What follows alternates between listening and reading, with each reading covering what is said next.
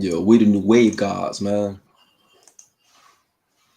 Yo, Yo, hey man. So I went to Turks and Caicos and shit, right? yeah, yeah. And I collect shot glasses. This might be my favorite shot glass right now. You see that shit? I'm not surprised by that. I'm not surprised. Yo, this Yeah, shit. Hey, that's man, look at that shit. This is my favorite shot glass right now. I'm not surprised. Okay. I'm not I can surprised. grab I can grab titties without getting in trouble now. Let's do it right here, man. Something is wrong with you, man. I don't know if you know that or if you care, but something is really wrong with you, man. You need to Oh you need to shit. figure something out, man. Let's salute, man, to the new wave, man. We got a new wave coming, man. So let's salute to that, man. Just ideas and strategies on the board, new processes, new everything, man. Let's salute to that. You can turn it the other way. I think we saw, what Mhm. you had in the beginning. All right, So well I don't grab it by the titties. come on, man. Not even a minute in. Damn. Then you took it to the Woo. head. I wasn't supposed to do that. Yo, man. It's been a minute, man. I got to get back into the groove, man. It's been a minute.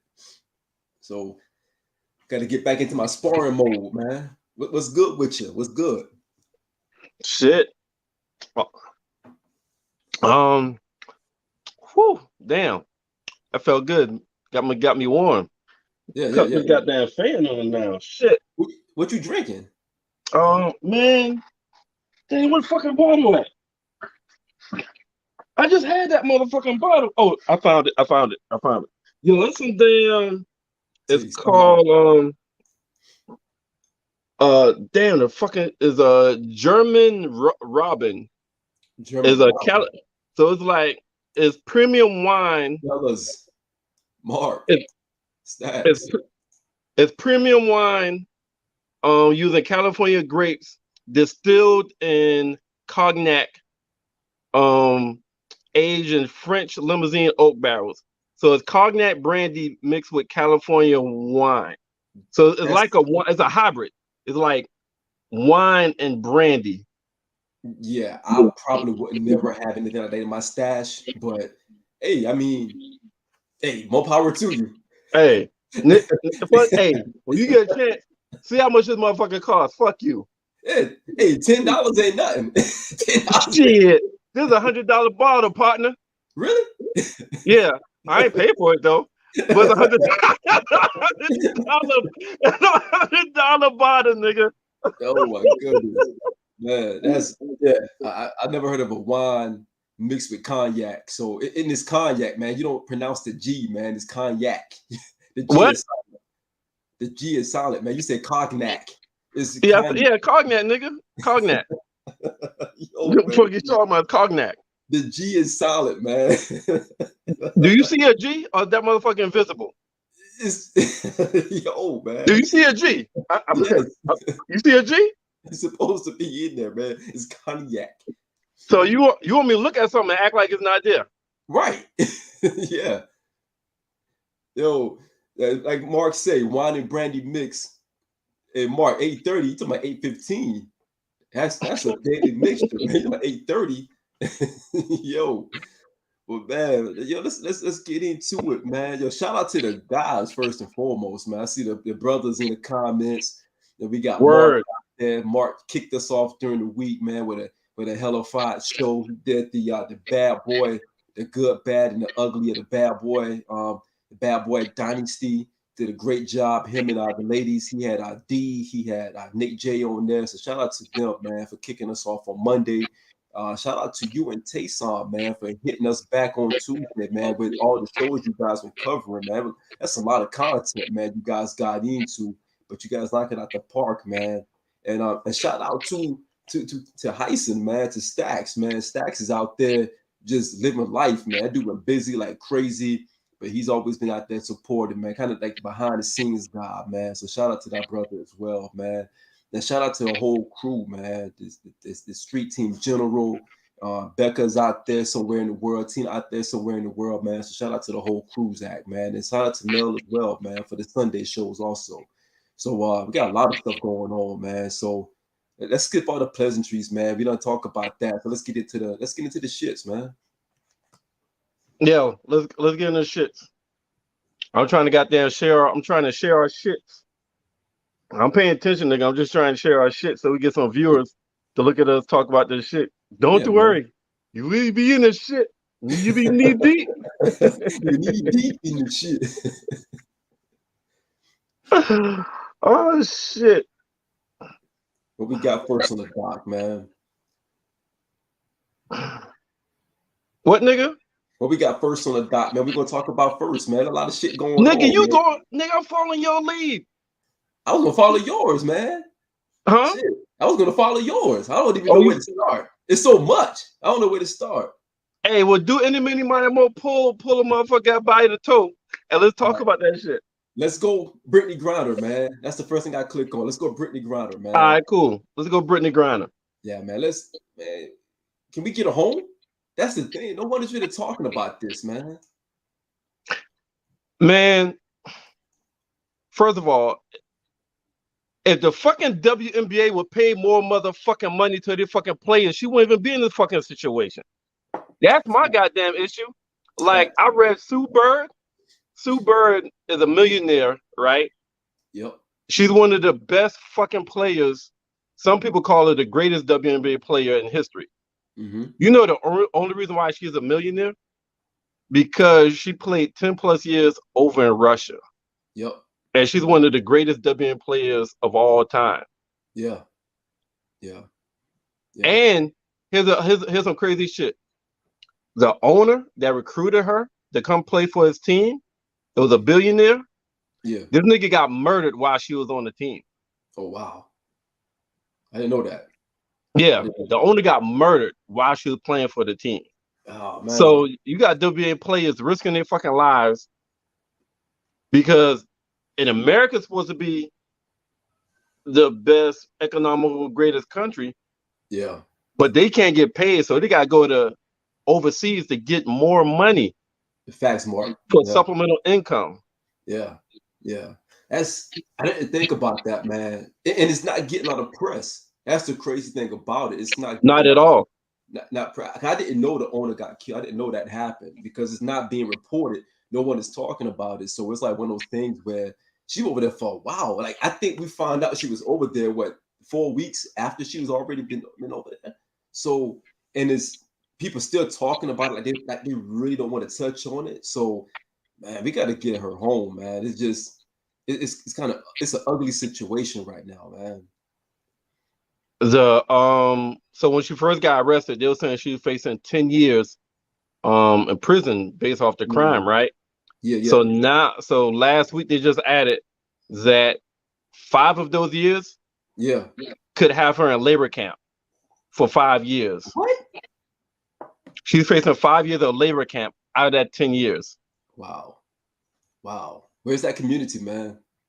Where's that community? Hey, I ain't want to get into that, but you know what it is, man. That's horrible. That's horrible. They need to step up, man. Those government officials, whoever else, need to step up and get her from over there, man. That's not a good space to be in. And again, for the fact that it's not getting a lot of publicity is a problem, man. If it was Sue Bird, it'd be different. She'd be over. She'd be home. She'd be home. Yeah. Shit. Or a nigga from NBA. Yeah, easily. Oh yeah, definitely. No, without a doubt. That goes without saying. Yeah, that goes without saying. So, man, hope she gets home, man. I hope she gets home. And you want to stay in the NBA, man? You want to stay in the I guess in the sports? Yeah, go ahead. Yeah, just go ahead and get the fucking sports out the way. If Stacks is watching, man, I wanna something that pissed me off, man. I've seen it for the last 48 hours, man. I want to show you this clip real quick. Stevens able to get the fresh 14 for the Lakers. LeBron! Look out below! Oh my lord! Yo, man, people are going crazy over this non-posterization dunk, man. They're making it seem as if this dude dunked on Kevin Love. If you look at that clip, clearly Kevin Love was nowhere to be found until he fell on the floor.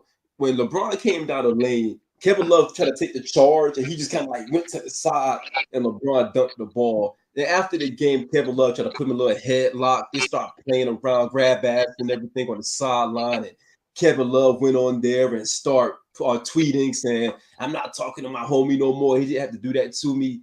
Man, dude, I'm so exhausted with this pandering, man, to LeBron James. Look, the guy is a great player, bro. But they got to stop this nonsense, man. This guy, he has friends in the league that does shit to make them look like dummies out there, so he can look bigger. You know what I mean? Like that play, Kevin Love clearly didn't challenge the dunk. LeBron just came down for the free lane dunk, man. I've dunked on people before. I've seen people get dunked on before. That's not a posterization, Merv. All right. And I know Stacks is not saying much about it because he knows that's not a posterization play.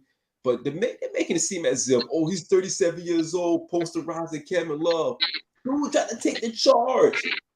And he barely touched him. He fell on the floor and laid his arms out. Come on, man. This shit is corny. I'm not gonna lie, it's corny, man. The NBA is becoming very corny, man. Very corny. But you know, whatever, it's that narrative, like it's the narrative, it's the LeBron narrative, man. I mean, granted, the nigga is 37 years old and playing great for 37. But yeah, that wasn't no Vince Carter jumping with somebody head in the Olympics. No, so man. Maybe because the nigga 37 years old and still dunking without any problems.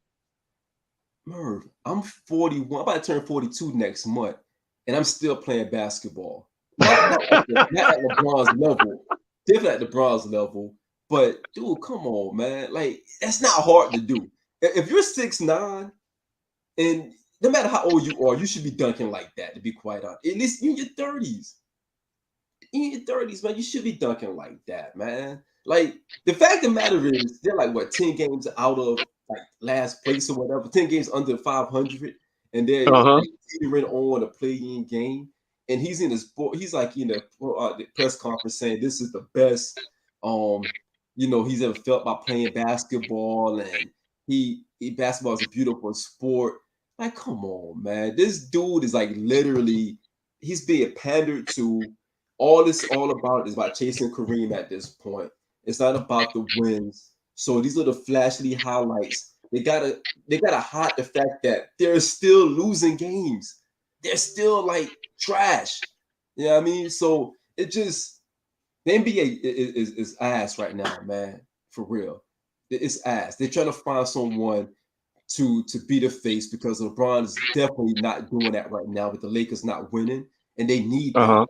So they need these moments to boost up the ratings or boost up his aura, if you will. I just don't like it, man. I just don't like it. Straight up. No, I feel you. Facts, Stacks. They show these highlights and don't mention the Lakers no more. That's and that's crazy, man. That's crazy. And it's not amazing. It's not amazing because he's still not winning. All right. Jordan was dunking when he was 37 with ease.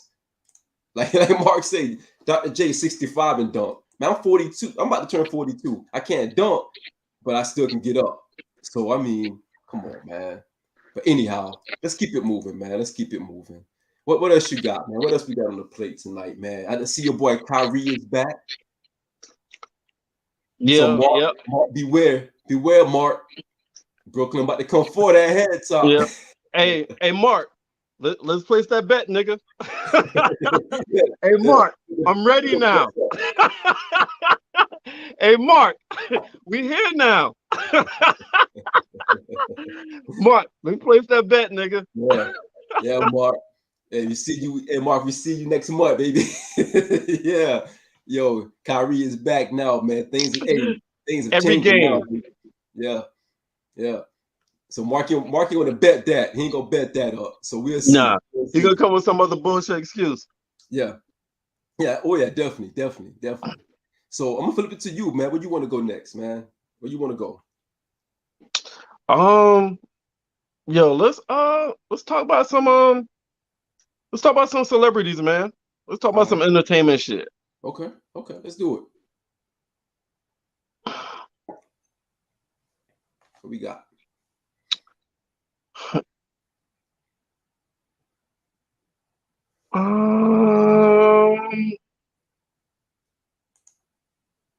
Let's see. Let's talk about this nigga, man. Yeezy. Yeah, this a loaded topic. The niggas, Ye have become a whole fucking subject matter now. Like this right here talking about he can't perform at the Grammys, but he can still attend. So somebody asked, yo, what the fuck happens? What the fuck happened if he wins? Mm-hmm. I don't know what the fuck it is. I've been telling y'all for the longest, man. No, my bad. The Kardashians, anybody fuck with the Kardashians, yo, either they lose their fucking mind or they lose their fucking soul. They just go fucking crazy. Mm-hmm. And I Mm-hmm. don't know why the fuck people still like what the fuck is wrong with Pete? Right? Pete done seen all the fucking victims from the Kardashians. All Mm-hmm. right. Mm-hmm. And he still want to put his dick in her? That's fucking crazy to me. Yeah. Listen, all the Kardashians could come to my fucking house and be like, yo, we want to have an orgy. And I'll say, get the fuck out. And that's big coming from you. That's Yo, big. listen, there's something wrong with them. Yo, I don't know what the fuck it is. It's like they made a deal with the devil after that OJ trial, and anybody that fucks with them becomes a part of the fucking devil cult, yo. Because anybody that deals with them, like Kanye is a billionaire, Yeah. but that motherfucker, he don't seem happy, and he don't seem stable. Yeah. Nah. I don't know, man. This is not the first time we've seen Kanye like this, though, man. Like he's fallen off the wagon a few times, man. Even if you go back, I watched that documentary, the Genius documentary, and you can kind of see where dude kind of lost control, man. I think when his mother passed away, he started losing control. But even before then, when he started becoming bigger than life, if you will, he started losing control. And this ain't the first time he fell off the wagon. Now, this is the first time that he's gone this far and this long with it. You know what I mean? Uh-huh. Like, he's really out of control right now. Like, going at Pete Davidson, they going at everybody, man. Just anything that comes close to Kim, he's like attacking. Like, he's on attack mode. And it just is he's in a strange space right now, man. In a really strange space. Yeah, you're right, Stacks. If they don't want him to perform, man, I don't know. And Murph, back to your point, I don't know if they would even let him win the Grammy. You know what I'm saying? Like under all Ah. the album, the Donda album to me wasn't that great of an album. The rollout was more important than the actual content of the album. The album was okay. It was solid output, but I don't know if it's Grammy material. You know what I'm saying? So Mm-hmm. I'd be surprised if the Grammys even, if they even, like, if they wanted to really give it to him, I can see someone saying, nah, let's not do that. If there's much politics behind the scenes on it, I can't see them giving it to him, man. That's to me, that's counteractive to what they're doing right now. You know? So I don't So think, speaking of the Grammys, right? yeah. Um, Jay Prince is pushing some of the hip hop, the big hip hop stars that have a hip hop show doing it the same night of the Grammys. Mm-hmm. What you think Mm-hmm. about that? I like that approach. It really just regaining our control because to be quite honest, I don't think that the Grammy is for us anyhow. I never thought the Grammy was for us. If you look at the categories that we have, it's not even close to the other categories, man. Like they don't even air the winners of the hip hop categories. It's off air. It's off. The You don't fuck? really see. Yeah, it's off air. The announcements are off air. So we don't even get respect from the Grammys enough for when someone to go up and say, "Hey, such and such won the Grammy, hip hop album of the year." A lot of times, the last couple of years, it has been discussed off air or in an announcement. So not even at the ceremony. You know what I mean? So the Grammys were never for us at all. Never been for us. I mean, who we kidding? Who we fooling?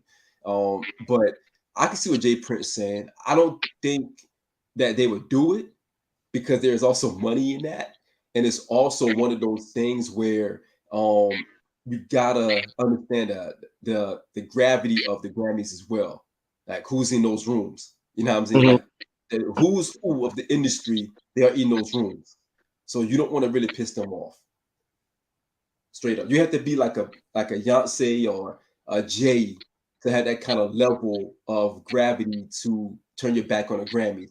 And guess who's performing this year at the Grammys? Beyonce, right? Exactly. Exactly. So again, once before her and Jay was like, nah, forget the Grammys. And guess what they went back to? The Grammys. Yep.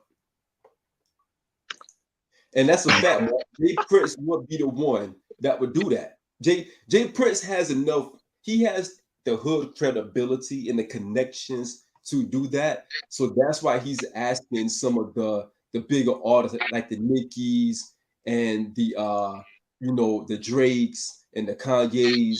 He asking them to do it because they could definitely make it happen. But I don't think it'd be a dent in the machine for the Grammy, man. It just wouldn't be.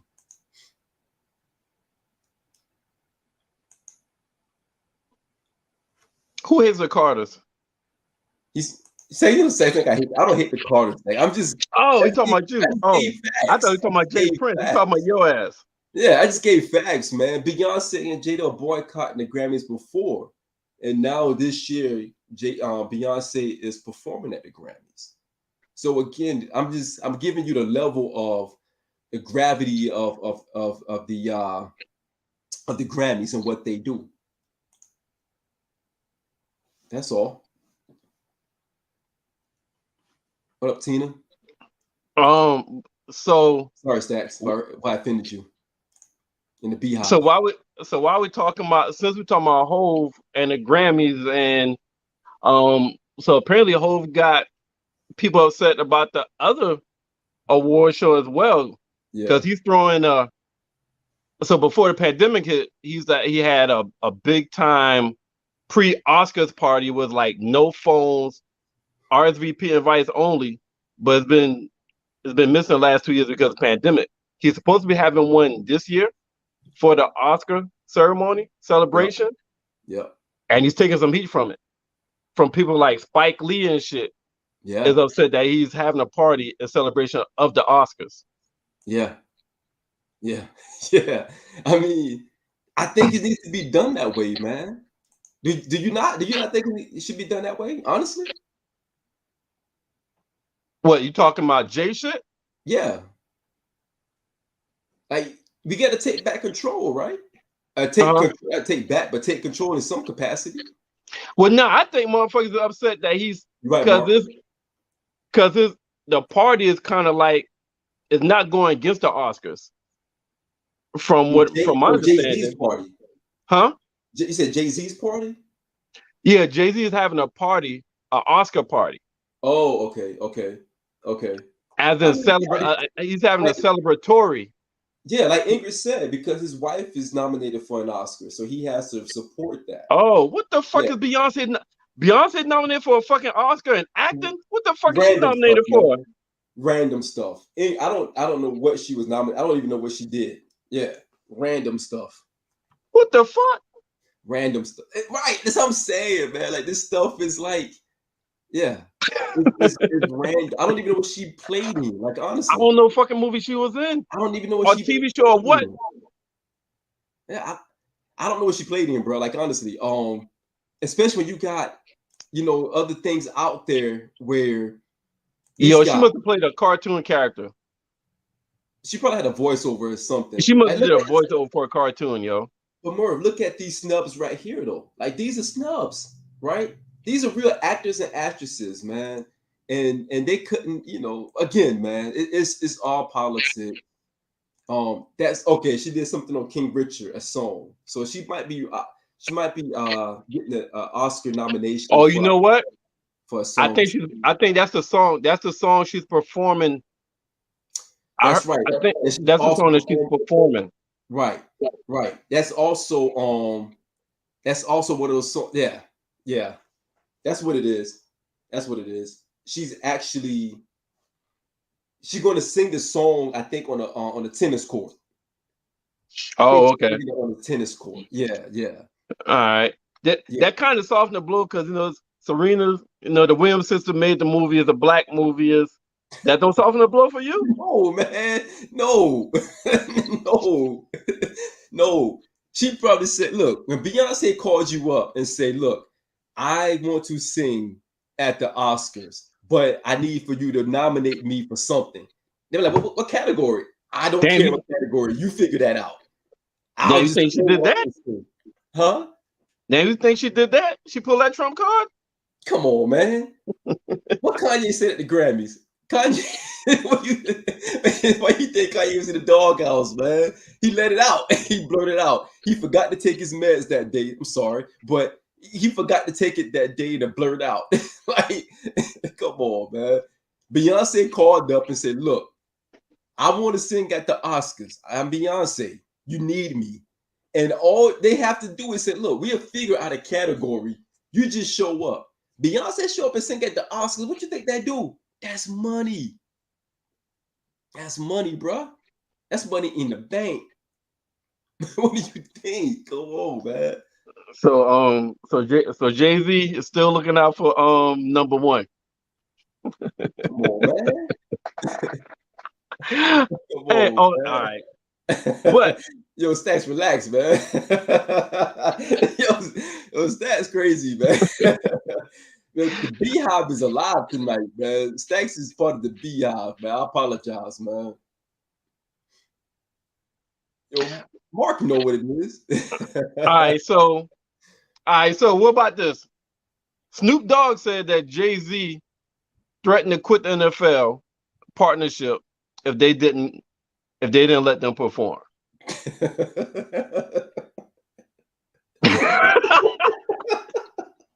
Man, yo, man. Jay told Snoop to say that. Jay said, yo, I need you to go out there. Yo, Jay said, I need you to say that so people can think that I got it, man. that I for the cause. Yo, come on, man. Yo, think about it, Merv. Look, who you they played Forget About Dre. Who wrote Forget About Dre? Jay-Z wrote Forget About Dre. He wrote the entire song, right? So, of course, they're going to play that song, right? Of course, Jay going to say, yo, Snoop, I need you to just go ahead and tell them. I need you to let them know that if y'all can't perform, I'm not doing it. Who's going to turn down Dr. Dre, Snoop Dogg, and Eminem? Nobody. Not even the NFL. When they said Eminem is coming, what do you think the NFL is going to do? I'm sold. They are sold, man. They are sold. When Eminem signed on, that's a Rizzy. It's a wrap. Straight up. That's all they needed. Eminem was the driving force to that. For the NFL, come on, man. Jay got to stop this, man. Jay got to stop this. Yo, Snoop, please tell them in it. Yo, come on, man. What else, man? What else we got? Yo, what we can't. News, man? I told you, Kanye is a whole goddamn subtopic, man. Yo, relax. Relax, Stacks. So Kanye is going after DL Hughley, right? DL Hughley. Yeah. Hughley. Yeah, he's going after DL Hughley. Yeah. And hey, what the fucking name had the he got the bald head now, he got the Family Feud show. What that fucking name is? One big mustache. Big ass mustache. Yeah, that nigga. What's his name? Steve Harvey. Steve Harvey. That's the nigga. Yeah. That's the nigga. So Steve Harvey was like, yo, that nigga put a warning to Kanye and said, nigga, pull up. Yeah. And he said, if you do pull up, my money on DL. Yeah. Yeah. I got to go there. I mean, look, man, I don't even know where it came from. Again, Kanye shooting shots at everybody. I don't know where that came from, but DL does not. DL's not gonna back down from no Kanye, man. He wanted that. Kanye got to be careful because now you messing with a hardcore comedian that would embarrass you, that'll make you get out of character because he won't stop picking on you. And he touched Kanye really lightly on Facebook, about the whole Pete Davidson thing, and so Kanye got to be careful, man. I Hold don't. up, you say he touched him lightly? Yeah, I think that was in regard to DL Hughley and what he can do. That was a light jab. That was Didn't that nigga say? Didn't that nigga say Pete? Only thing Pete gotta do is take a picture inside the goddamn Kanye bedroom, inside the goddamn house, and post on Twitter. You better leave that nigga alone. He did, man. And DL, but look, we know what DL can do. To me, that's a jab. That's a light jab, right? That's a setup. Because now if Kanye sees something else, now he gonna come with the uppercut. Like that's a jab. That's a jab. Because it's nasty. That was nasty, man. Like Kanye got to stop, man. He got to stop. He got to stop. Because now you got Soulja Boy out here telling Pete Davidson to fall back. I mean, he just got to stop, man. And like Mark said, man, people don't realize DL is actually a street guy. he's really a street dude. That's why. Right. That's why Mustache Man said that. That's why Steve Harvey said that, because they know, the industry knows that he's not no pushover, right? He's not no pushover, man. So yeah, you gotta be careful, man. He gotta be careful. But he don't care. They don't care. He don't care. Yeah. So, yeah, on some shit, man, because he released DL Hughley address too. He did. And been receiving threats and shit. Because he did the same thing to Drake. He gotta stop that. He gotta stop, man. He gotta stop that, man. He gotta stop. That nigga think he a billionaire. He could do anything. He could do anything, man. And we need Ye. We need good Ye. We don't need crazy Ye. We need good Ye, man. Hold up, good Ye. You think good Ye still there? I think good Ye gone. Hey, we ain't getting no more good Ye. I think we're going to get. Watching Genius makes me feel like you being nostalgic, nigga.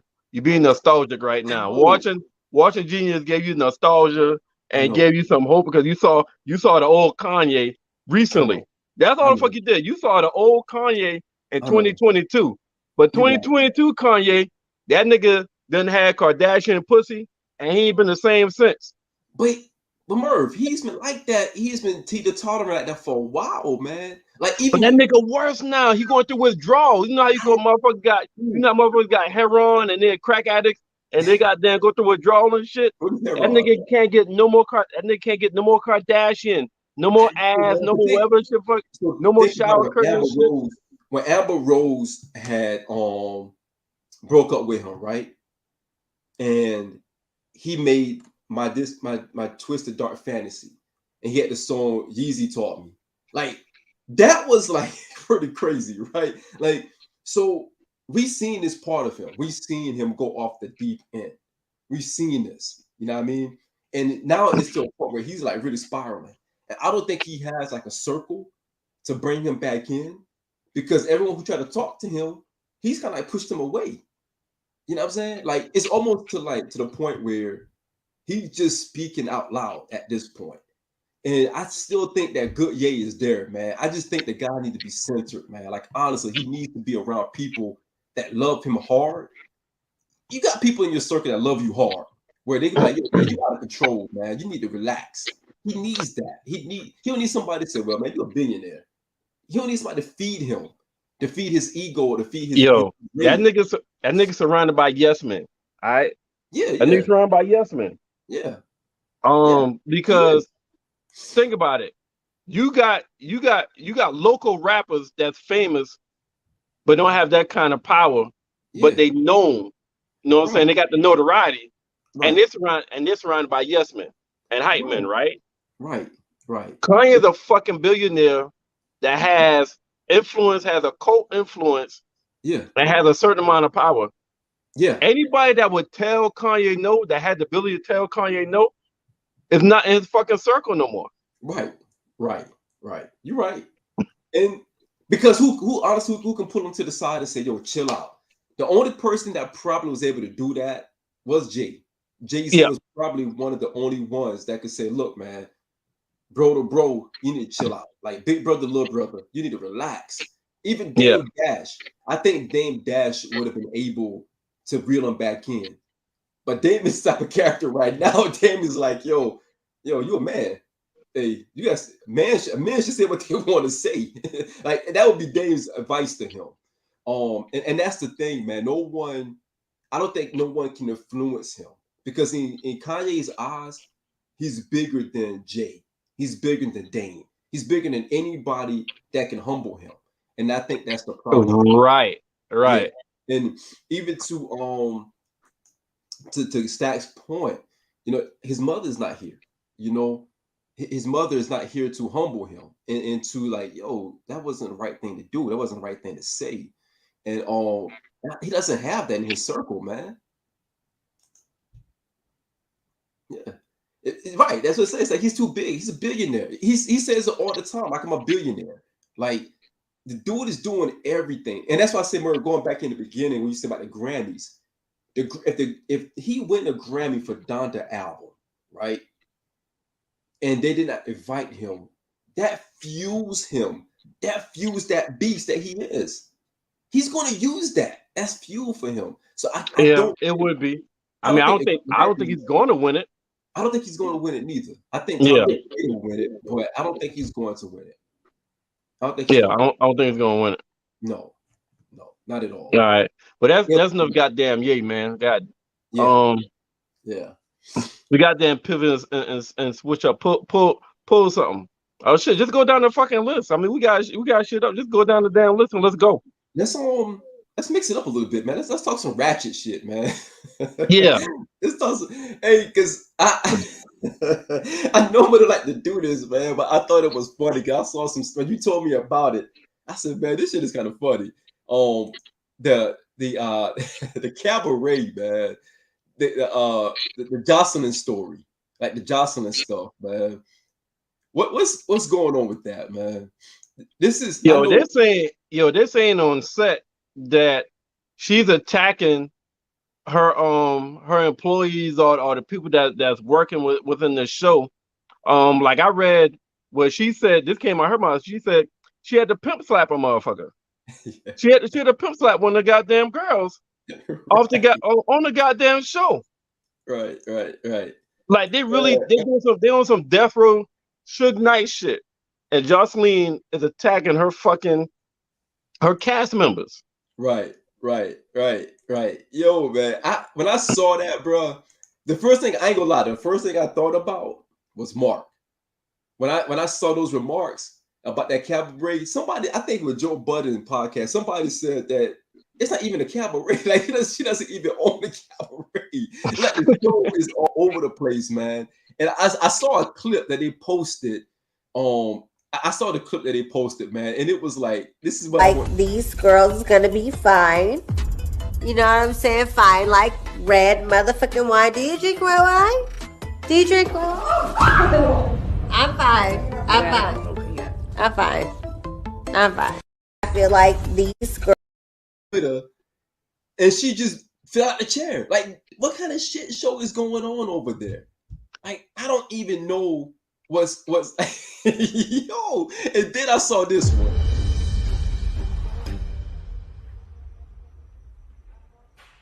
Don't make me fuck you up, girl. Because you might be the first one to get it from me. Yo, like, what kind of show is this? Like, what is happening to America? Like, this is, man, again, this is why we are in, that's why we might be fucked up, man. Stuff like this, man. I don't even know what else to do at this point. Like, who do you write to say, okay, take this off TV now? It's enough. Enough is enough. Like, shit. What's going on, man? What stations that shit on? Who the fuck is funding that shit? I don't. Who like, man? I think it's on isn't it Zeus TV or something like that? It's something like, I don't even know, man. It could be VH1, man. That shit might be on Tubi. But who the fuck is funding that? Like, how the hell you got Jocelyn in how the hell you got Jocelyn in charge of some shit? Right. Right. I dude, I don't know. I don't know. Again, the first thing I thought about was Mark. I'm like, yo, I can see Mark in the background, like really loving that kind of energy in that room. Like, that's the first thing that came to my mind. And Yeah. it's sad, man, because she's out there really like beating up chicks on TV, like and threatening them on TV. No one has a lawsuit so far. Matter of fact, I think someone is about to sue her. Nah, I think somebody Yeah, just said they about to do something. yeah. It just came out. Like, what the fuck is the show even about? I don't even know. Like, I don't know. I don't know. I didn't know about the show until I saw that she was attacking people, slapping people, threatening people, and then somebody about to sue her ass. That's how I heard of the damn show. Right. No, you can't put that on Stevie J. Stevie J didn't do that. Stevie J had to leave that. Stevie J had to leave her. He had to get up out there. Stevie J, like, I can't handle this no more. Nah, man. And Stevie J wasn't about fighting. Stevie wasn't about fighting. That nigga was about fucking. That's all he wanted to do. He was about fucking. That's it. So he didn't create that. You never heard Stevie J on Love and Hip Hop Atlanta. Don't make me fuck you up. Right. I mean, and then with that rat face and be like, yo, let's have a threesome. Man, I don't know. I mean, I see Tina said she's bartending at a strip club before. And look, man, I couldn't live that kind of life. I cannot even be in that kind of lifestyle, man. That's crazy. That's beyond toxic, man. And she out there like really beating up shit. Like, she really beating them up. Like, and they come back on the show for season 2. So I mean, I don't know, man. I don't know, Merv. I might be part of the show, man. You know, I might be part of the damn show because I don't see nobody getting threatened and beat up and still coming to the show. She might be pulling a fucking Amari Povich and what's the other nigga? He had people used to fight for fake. Maury Povich and what's dude name? I need talking about Jerry Springer. Jerry Springer. Like they had motherfuckers fighting, but used to be fake. So maybe that's what the fuck she's doing. It might be some WWF shit. Yeah, it could be. Yeah. But speaking of Maury Povich, man, that nigga's returned after 30 years. You heard about that? Yep, I heard about that. So how the fuck we gonna find out who the fuck the baby daddy is now? He has an independent show coming out though. The fuck about baby daddies and who the that was his thing. Like, I think he had an episode like years ago that blew up, and he just kept with that same theme. But I think his contract was up, and but now he's gonna have like an independent show, like just like a Maury Povich type of podcast. I think something like that, man. I think that's what they're working on right now. So the Maury Povich show, as we know it, is going to be done. But as far as like him doing something else, he's still be doing something else. He might be going around town looking for baby fathers. I don't know. It could be something crazy like that. But yeah, he still got another show coming out. Man, you know how this nigga made a living doing a show about who's my baby daddy for 10 to 15 years. Yep. Like, that's what the fuck we've come to for entertainment. Mm-hmm. You just want to see, we're gonna wait for a fucking test and see whether Joe or Jack or John is the goddamn baby dad. Yeah, that shit crazy. That's crazy. Nigga made money off that. Yeah. But yeah, he's going after 30 years. Yeah. I mean, he had a good run, man. Maury had a good run. I think it became more of a gimmick over time because, you know, those guys, they've been coming on stage looking crazy and they were running up on these chicks and vice versa.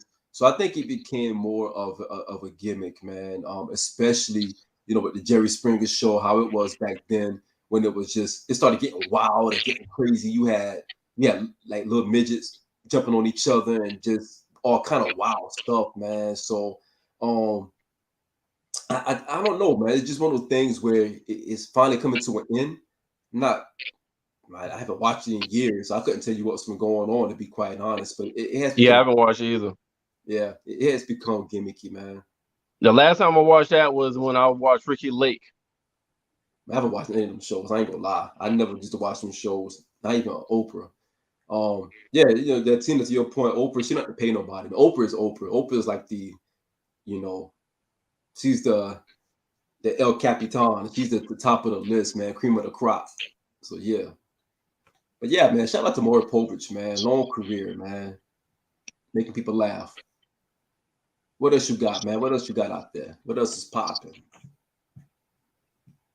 Let's see. Well, I got so this right here. Mm. They're saying that Erica Mena's short new hairdo has fans bringing up her relationship with her estranged husband. So what they're saying is since she cut all her fucking hair off, that either she having problems or her relationship must be over with. Mm-hmm. Who was she dating again? She was with what's her boy name? He used to mess with Nicki Minaj. Yeah, Safari, right? Safari, right? That's who it was. Yeah, it was just Safari. Yeah. So I always wonder, man, why the hell do any females watching, like, why it seem like every time you go through a bad relationship, like they cut their hair off? So, and that's what the fans are saying, that it must be ending. It must end on a bad note because she cut all her hair off, and that's what they were saying in that post right there. Starting over, man. Starting over, I guess. I don't know. It's one of those things. Hey, start anew. Cut your hair off and grow it back. I don't know. Who started that? I don't know, but like a trend. Oh, Tina. Sound like Tina's saying she might just have weave the whole goddamn time. Yeah. Hold on, your hair can carry bad energy? I don't know. For real? I mean, I can see the whole thing of cutting it off and starting new, and starting anew. I can see that. I can see that, but I couldn't tell you, bro. Yeah. I think Tina. I knew guys who were like Jamaican guys. Like, actually, I knew some guys who was from Caribbean, man, that said that if they had like bad spirits or had bad luck and things of that nature, they'll cut their entire locks off. They'll cut all of that off and regrow. Matter of fact, Busta Rhymes did that when he went through that thing. Remember he had the locks and all that stuff. The transformation. Yeah, he actually did the album cover. Yeah, I mean, I guess new look, new you, new beginning. I don't know. Could be. I know. My college sweetheart that I dated, and we was engaged. Like, her hair was real long and shit, and our engagement ended. And it wasn't me. It was like one of my frat brothers saw her, and the next time they saw her after that shit, she had cut her fucking hair. Like, her hair was down to her shoulder, and next time they saw her afterwards, she had a bob like right below her ear. I know somebody else that just went through something, and they cut their hair like almost as low as like not bald, but real low. So it seems kind of universal, man. Shit, I think we can fuck around and bring some females on and have a whole part about that shit, because a lot of females do that shit, and they're saying based off her hairdo is why they're thinking that her relationship is over with. Yeah. I mean, for men, like for men who grow hair, it's like one of those things where it's important, man. So I'm sure that's multiplied when it comes to women and why they do what they do with their hair, especially in a relationship or when they're going through some things. I mean, again, I can't relate to that. I don't know. I've had the same hairstyle for like years until recently. So I don't know, bro. Yeah. There's nothing. Yeah. Yeah. Niggas don't cut shit off. Niggas usually just try to find some new pussy. Oh man. Wait, what happened? Nothing. What? That's what the fuck. I get. Yeah. Yeah. When shit ends. You just caught me off guard. Yeah. I wasn't ready for that one. Yeah. Hey, so for y'all motherfuckers that got other people passwords, that should probably come to a fucking end. Yo, Netflix is saying everybody that got somebody else's password, if you got 6 motherfuckers that you gave your password to in 6 different households, get prepared for your monthly charge times 6. Netflix saying they're doing testing fee right now for subscribers sharing passwords with people outside their household. Wow. Look, man. This whole this TV streaming stuff is getting out of control, man. Like cable by itself now is like almost $200. Now you're putting in the Netflix stuff, and I think they raised their prices on Netflix. $20. $20 on Netflix now. I mean, I don't know, man. It's starting to get crazy. I know Mark is a big guy when it comes down to Fire Sticks, so that might end up changing pretty soon too. So it's like everything is crazy, man. Everything is getting crazy, bro. Like, but look, at the end of the day, man, they're gonna find a way to stop us from doing our stuff, right? They're gonna stop us from doing it, sharing passcodes and everything to Netflix. They're gonna stop it, man. They're trying to get all that money, bro. Yo, I mean, they got the fucking money. They just gave fucking Courtney Kemp like what 300 million some shit. They gave the motherfucker that wrote Scandal and How to Get Away with Murder. Then they gave her like 200 million. They got money. They do. They want more. They want more. They just being fucking selfish, yo. Why not? They want more. It's crazy. Like the Netflix thing is getting crazy and out of hand anyhow, because now you have others that's like really trying to compete. HBO Max, Disney Plus is my thing, but it's all starting to get crazy, straight up. Okay, so if they got competition like that, and you start charging motherfuckers, how they're talking about how they're threatening to charge. Mm-hmm. You don't think you're gonna lose? You don't think you're gonna lose to competition? Or you think Netflix? Or you think Netflix done got that damn strong? Man, Netflix locked in, bro. Netflix locked in. You got to remember, man. Netflix was the place that took over Blockbuster.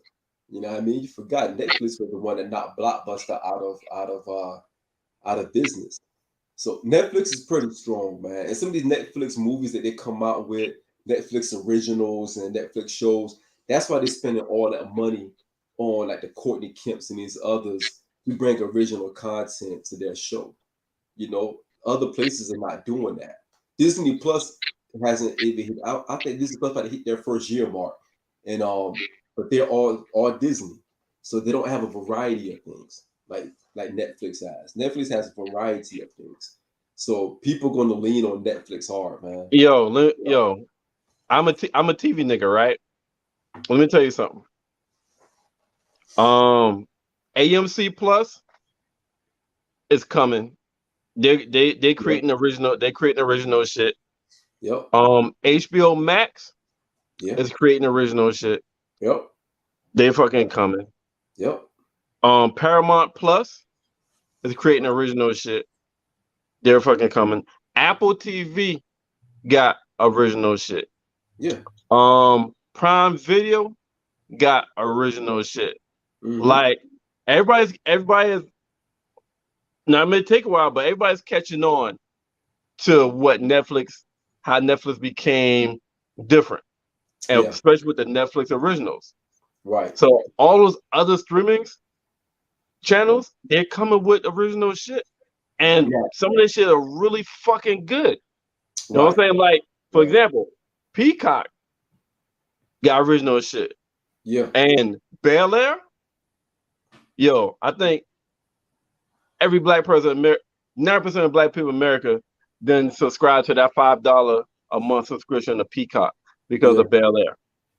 I haven't watched it yet, but I've heard a lot of things about it. But yeah, I can see that because it's starting to pick up a lot of more steam. A lot of people are talking about that Bel Air stuff, so I can definitely see that. Yeah.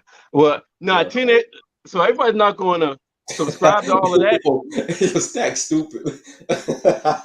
Yo, I need Stacks or Mark to get me a Fire Stick, man. Preferably Stacks, because I can get the Stacks in about an hour and a half. So I need that Fire Stick, man. I need that jailbreak joy. Yeah, the Jeff Bezos is he about to he bought that MGM and Amazon Prime joint. So man, it's about to get dude again. Everybody is hungry for content. Everyone is hungry for content. So the competition is getting deeper and deeper. It's just I don't know how many more shows they can put out though, Merv. Like I know we were talking behind the scenes. We were talking about like them doing a remake of a different shows because of the success of Bel Air. Like, do they do remake? I mean, what show would you want to see a remake of? Because if they're putting all of these platforms out, they're going to have to figure out like what do you put on these platforms? Like what shows that people will want to watch on these platforms? You know? So I mean, what would you want to see on these platforms at this point? Shit, man, I'm not sure what show I want to see because before Bel Air came, somebody asked me if I want to see a remix of Fresh Prince. I'd be like, hell no. But then when I started watching this shit, I'm like, oh, this shit dope. I need them to make more seasons of Bel Air. Yeah. I want to know which. I don't know what show. I mean, on Peacock, if you're a Saved by the Bell fan, they got a remix of Saved by the Bell with some of the original characters. It's more of a continuation, like Zach. Yeah. Like Zach is the principal. And he's in politics. Of the show. Yeah. Yeah, the continuation like years later and shit. Yeah. Stack said you want to see a Martin reboot. You want to see a reboot or a remix? I don't know if I want to see a reboot of Martin. The Martin show got to be Martin. It's like I don't know if you mean a reboot with a new cast and everything. Like I wouldn't want to see a new cast to the Martin show. I would love to see like the original cast if possible. The Martin show is very near to my heart, so it's hard for me to want to see a reboot of that. To me, that was one of the best shows that ever came out, in my opinion. One of the best. My top 3 for me, maybe number 1. Maybe number 1. Yeah, right. And to Mark's point, like it's really hard to watch all those shows. Somebody got to tell you that it's good. Like Mark was the one that put us on Snowfall. Mark put us on Snowfall. Mark put me on Power. Like it's hard to watch all what shows. Shit, all the goddamn talk shows out. I'm current on 80%. So I'm not even there, bro. Like I can't even keep up. Like I can't even keep up. Well, I watch it at midnight. Dude, I can't even keep up, bro. I lose interest in some of these shows. The only shows I'm plugged into is the Power Universe right now, and of course Snowfall. You know, Walking Dead is kind of starting to fall off a little bit, but it picks back up. I'm current on that. It should pick the foot back up. I'm current on that. On Walking Dead. Yep. Yeah, this season is pretty dope, but it has some slow moments, man. Some slow seasons in between. Yeah. Oh, okay, Stacks. I see that, Stacks. I like that, Stacks. If it's the same folks, just current, I can dig that. But so if you do Martin, who's gonna do Tommy? Maybe Dick. I don't. Yeah. Or do you leave Tommy out that shit? Yeah, you got to probably leave him out. Probably got to write him out, man. Unfortunately, maybe they come together because of Tommy's death. I don't know. You know, like the script kind of. So you know what? The first episode could be Tommy's funeral. Yeah. Because they were talking about doing it. They were really talking about doing it. At one point. But it's just one of those things where it's got to be delicate. It got to be done right, man. It has to be done right. You just can't do a Martin show and just throw it out there. Everybody has to be bought in, man. That show was just so unique, man. The characters, everything about that show was so unique, man. It was so timing. It was great timing for that show. Yeah, you a big Martin fan. That's like, ain't that like your favorite TV show of Yeah. all time or some shit? All time, man. Favorite TV show of all time. Favorite TV show of all time. Yeah. Never got any Sex in the City. You know what? I never got into that either. Nah, they can't do that. Cause Martin would do that. He would sing that song. He would sing that song at a Tommy funeral. He would do that. just to get everybody laughing. Yeah. That would be it. It would be. I think that'd be it'd be the first show where the original character died. And first episode out the gate, that's what bring everybody back together. But again, I don't think they'll do it. I don't see no reason why they can't do it. Tisha Campbell is no longer with Dwayne Martin. So I don't see no reason why they can't do it. There's no more weird stuff going on out there. So I don't know, man. But that would be the only show, Merv, that I would want to see come out again. Gotcha. Let's see. All right, so I'm gonna start on name shows, and you tell me a reboot or a remix or nothing. All right. Mm-hmm. All right. Sanford and Son. No. Good Times. No. The Jeffersons. No. Well, goddamn, nigga. They're time capsules. Those shows are time capsules to me, man. That's what I'm asking you. Do a reboot or a remix? Like Bel Air is a remix. That's nothing like the Fresh Prince. Definitely it's not. Nothing like. Definitely not. So that's what I'm asking. So when I say reboot, that would be almost like a continuation. A remix would be like kind of like new characters, almost like how you haven't seen Bel Air, so maybe you don't know what I'm talking about. Bel Air is nothing like Fresh Prince. It has the same characters, but each only character that resembles the old character is Will itself. Everybody else is completely different. This is a drama. Yeah. Fresh Prince of Bel Air was a comedy. I think it's hard for me to picture Good Times in 2022. Like even a reimagination of Good Times in 2022. I think it's hard for me to see that. Even with Sanford and Son, I would say something like the Rock show. Yeah. I think that would be like a child of Sanford and Son. So it would be hard for me to see that in 2022. Family Matters. I was never a Family Matters fan, man. I can see a reboot of that though. I can definitely see a reboot of that with new characters and new everything. I can definitely see that. I just never did that show. All right, Cosby Show. I can see a reboot of that. I think a Cosby-like show is something that we need because I don't think we have enough of those. I don't think we have nearly enough positive shows like the Cosby Show was. Yeah. And I would love Different world. I let my cousin Bud come back and reprise his role in a bigger role. So I would love to see that. Yeah, absolutely. Different world. I can see a different world. I can see a different world in 2022 with different characters, a new look, fresh look, because I don't think we have that anymore as well. We're not showing HBCU shows and just the rigors of going to college in this day and age. I think that would be a great one. Yeah, that's a great one to reboot a different world. Yeah. Okay. Shit. Jamie Foxx show. Phenomenal show. I think they could possibly do a continuation of that show where Jamie and Fancy married, kids or whatever, if done right. Because Jamie Foxx does have a show. He had a show on Netflix that was kind of whack, where he was a father.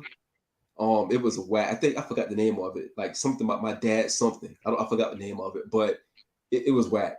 But I could definitely see a show that a continuation of the Jamie Foxx show, where him and Fancy got married, got kids, etc., etc.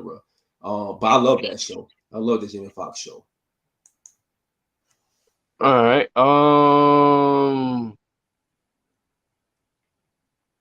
So we just talked about Martin. I think that's all the classic black shows. I mean, do you want to count Steve Harvey's show? I'm a big fan of that show. I know a big fan of that show. Me neither. So I can't think of any shows that any black shows that we could do a reboot or a remix. Some of the Bel Air. Yeah, it's not that many. It's not that many. I mean, So the ones that we had were actually really, really good for that timing. I do think that again, having a different world, reboot, new characters, maybe some old characters sprinkled here and there. I think that'd be dope. I really think that'd be dope, especially today's age, man. That would be something needed. We don't have enough of those shows, man. Every show we got right now is about drug dealing, sex, money, also mayhem. reality bullshit. Right. It's showing us in a lot of different bad ways, man. That's just not cool at all. Yo, you really need to check out Bel Air, man. I'm gonna check it out. New York Undercover. You're right, Mark. Right, but cops around America, man, they are definitely under scrutiny right now. Because if that's the case, I would love to see Miami Vice. You know what I mean? Reboot like a new Miami Vice joint, man. That shit was dope. Oh. I just love Miami Vice. But again, because of where things are now, there's some shows you can't have. Like think about Living Color. One of the best shows, one of the best sketch comedies ever. You cannot do in a Living Color today. In today's nah. They would get motherfuckers too fucking sensitive, man. Man, they get canceled the first 10 minutes. The things that they talk about. You really need to check out Bel Air. I'm gonna check it out. Because it shows a strong black family. Now the black family got issues, as all families do. But overall, it's a strong picture of a black family. And I mean, I know some people was a fan of Blackish. I never really got into Blackish. Some people said Blackish was closest to the Cosby Show kind of thing that you got. I watched a couple episodes. I didn't get a Cosby feel or a strong black family feel. But Bel Air to me is probably one of the strongest shows that presented us in a great fucking light since like back in the day, like the Family Matters or the Cosby Shows kind of shows. Yeah, it had its moments. The Blackest joint, it had its moments. I enjoyed fragments of it. It was pretty decent. It's pretty decent. Yeah. Yeah, man. Man, we talked about a lot of stuff already. We went through a lot of shit, man. What else we got out there, man? Huh? We got some other shit in there. Shit, pick one. We still got some shit left. Yeah, you're right, Mark. You can't do it. Everybody's offended today.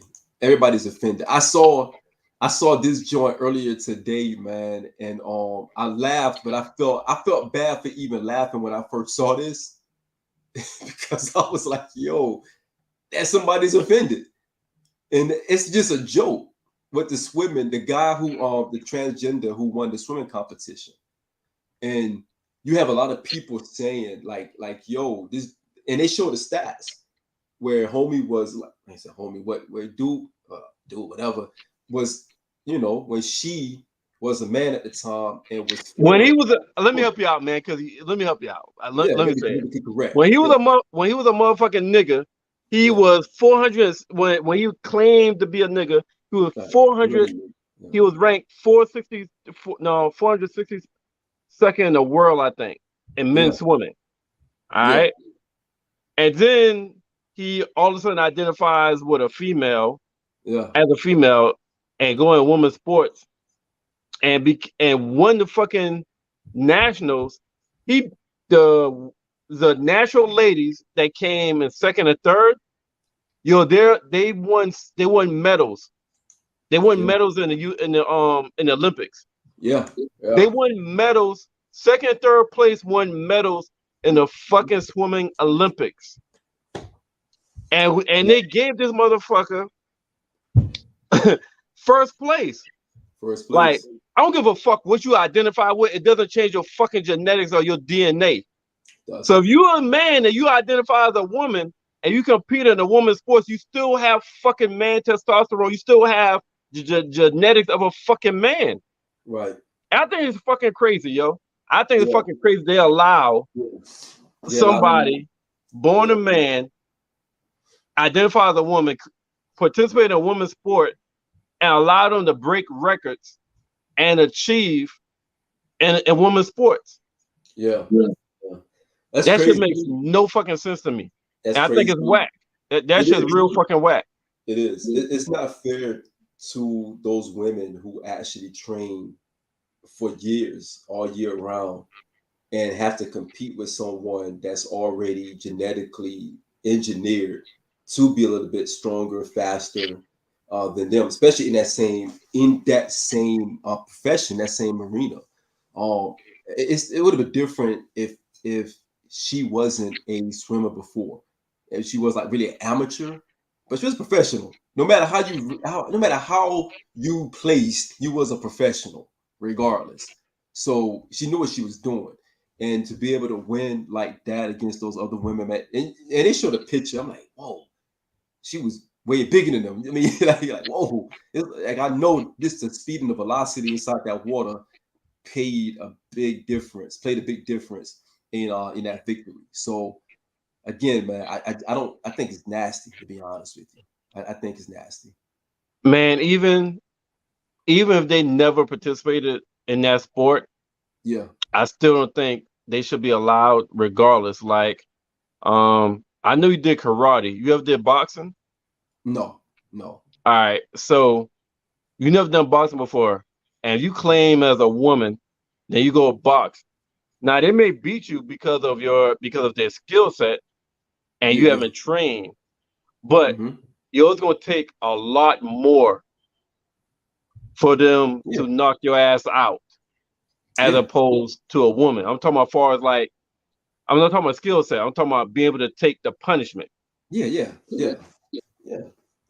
Because of your genetics. Yeah. So yeah, man, I can't believe that they allow that shit. Yeah. Although I've seen some dudes get pummeled by some women out there, and they tried to fight back. They got beat. Yeah, they got the brakes beat off of them. Yeah, so but still, in professional sports, I think they have to draw a line in the sand, man, in professional sports, because it's starting to get to a point. I think they even had a fight about a year ago, when they had that fight, and Shorty got beat up pretty bad, and the professional sport didn't even bat an eye. They were like, they identify as this, so we're fighting them as this. And that was UFC. I think that was boxing, if I'm not mistaken. Some kind of amateur boxing. Yeah, and they identified as this, so they're fighting as this. And I thought that was very careless, because that person really could have gotten hurt really, really bad in the ring.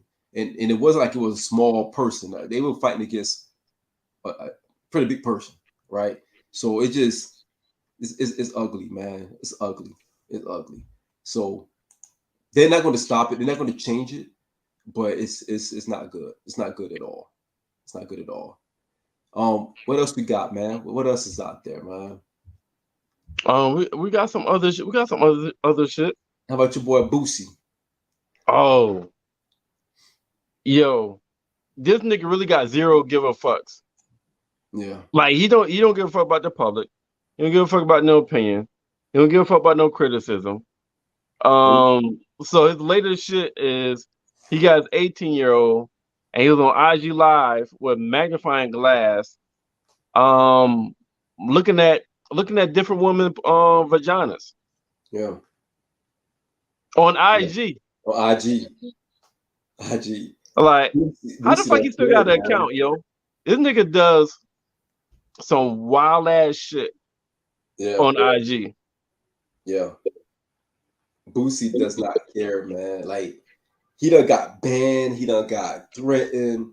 He doesn't care. Boosie is going to do what Boosie is going to do. Like, I saw this like snippets of a show that he was working on, and it was hilarious, man. I'm like, this would never get aired.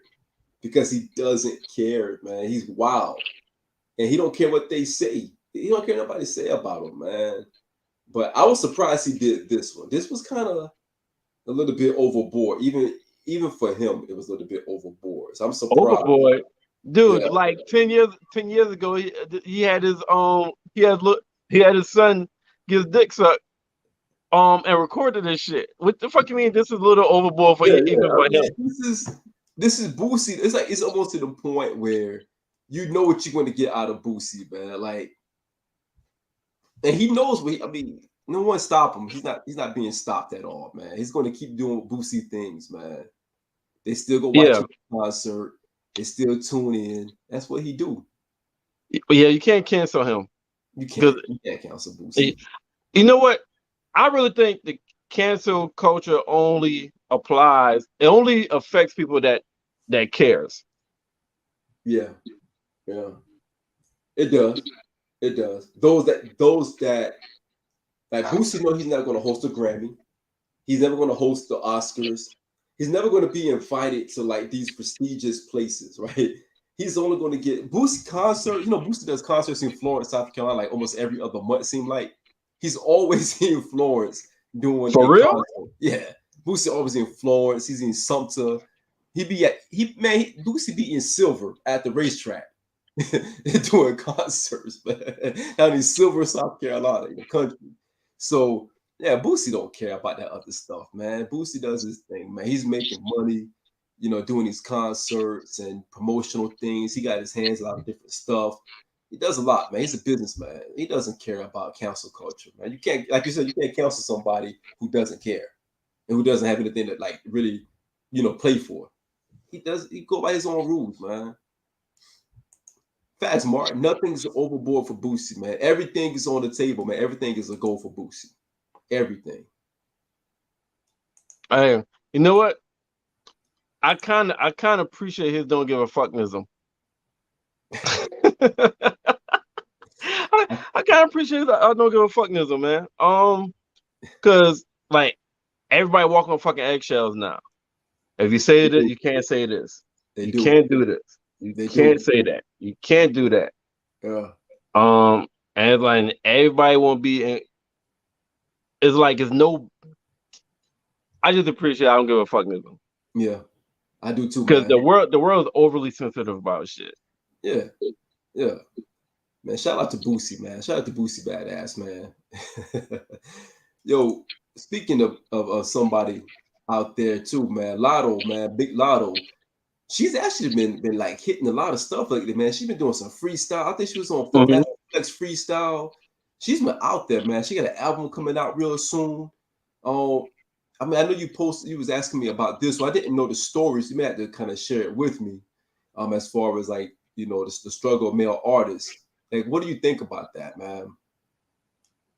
That's crazy. That's crazy. Yeah, that is crazy. For you to call, you know, you hit up one of the male artists to come on as a feature, and you gotta damn tell the nigga stop hitting on you, stop trying to have sex with you, and like just to keep it business. Yeah. I mean, if a mother, it's like when a female sees you, they know within 30 seconds whether or not they're gonna deal with you or not, whether it's business or personal or whatnot. And they'll most time they'll let you know. But if motherfucker invite you on business, they'll go in and handle your fucking business and then get the fuck out. And for her to say that, it had to be, to me, it sounded like it was multiple times that she had to tell whoever this nigga was, yo, I'm here for fucking business. Yep. And that's crazy. Yep. I mean, it's not surprising because that happens in the industry a lot. You've had rappers who used to talk about that. They said that, you know, they say some of the hardest rappers you think that's really hard are the ones who be asking for sexual favors. Like these guys from other male rappers. Like they talked about that before. And they said that happened also in the industry, in just the movie industry as well. But they said, if you want to get that part, you may have to Play that some other part. things. Yeah, you got a part. Yeah, You yeah. want to get that part? Yeah, you're gonna have to play that part. You got to play that part. You know what I mean? So it's not surprising. It's unfortunate, man. But that's the industry, man. The industry is just is nasty, man. And for her to bring that out, I think that's big. I had to give shout out to her. That's big on her to even put a spotlight on that situation itself. Like to really, Yeah. they had the courage to talk about it because I'm sure she's not the first, last, or the present one at this point, to be quite honest. Yeah. And that's what it is. Yeah, She refused to name anybody because she yeah, didn't want it to yeah, she didn't want that to take attention away from the album. yeah. So Yeah, she didn't name anybody. absolutely. But they know who they are, and Yeah. I'm sure they're probably shaking in their boots right now. Like, please don't throw this out there. You know what I mean? So So, yeah, I don't from looking at that, I saw another article affiliated with it where the title was Kodak denies that Kodak denies it being him that she's talking about. So I don't know if somebody approached Kodak. Apparently he's on the album. So I don't know if somebody approached Kodak and asked him, was it you that she's talking about? But he has a little short article where he's denying that wasn't him, letting people know it was not me that she's fucking talking about. yeah. I, I hope not. I hope not. I hope not. I mean, Kodak, he's already in some. He's always in some stuff anyhow. So I hope not. I hope not. But it's so shame on him, man. Shame on him Yeah. for putting himself out there like that. Straight I up. mean, look, And to he'll Mark's be point, he's an easy target because this is the same nigga yeah, that when Nipsey Hussle got killed, was it Nipsey Hussle or was it Kobe Bryant? It was one of them when they got killed. I think it was I think it was Nipsey Hussle. yeah. It was like well shit. I go ahead. I think it was maybe like no more than 2 weeks. Yeah. And he was like, yo, she could come cry on my shoulder or some shit. Yeah. Yeah. He said that. That was tasteless, man. Yeah, it wasn't Nipsey Hussle because Ti approached him about it. He did. Yeah, so it was Nipsey Hussle, child's mom. Yeah. Was it him? Was it Kodak? I don't know. I don't know. It was one of these rappers. That was Kodak with the Nipsey Hussle thing. Okay. Yeah, that was Kodak. Okay. Because I remember Ti approached him on that shit. Yeah, as he should.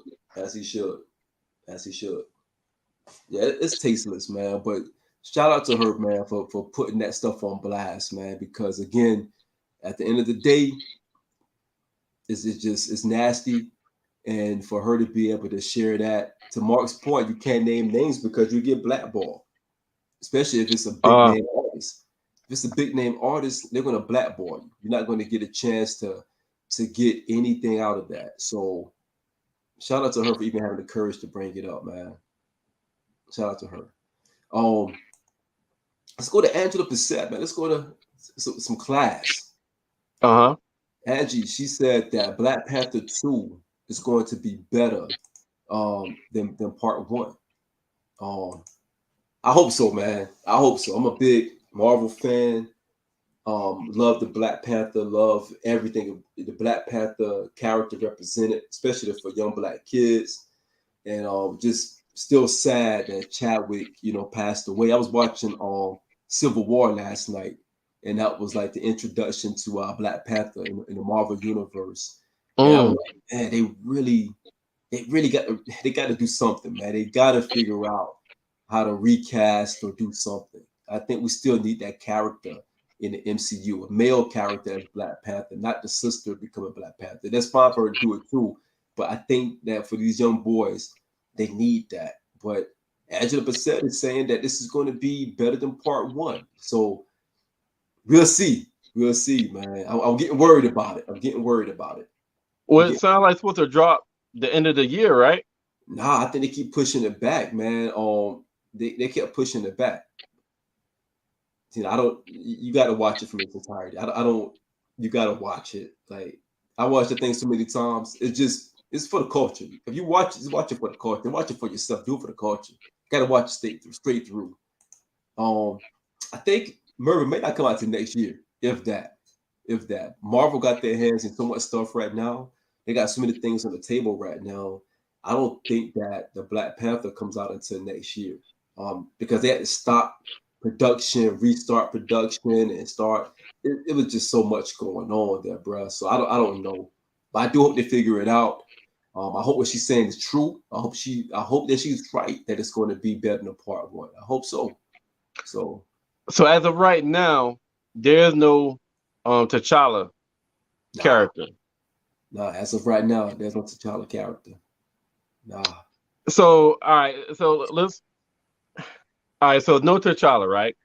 As of right, no T'Challa.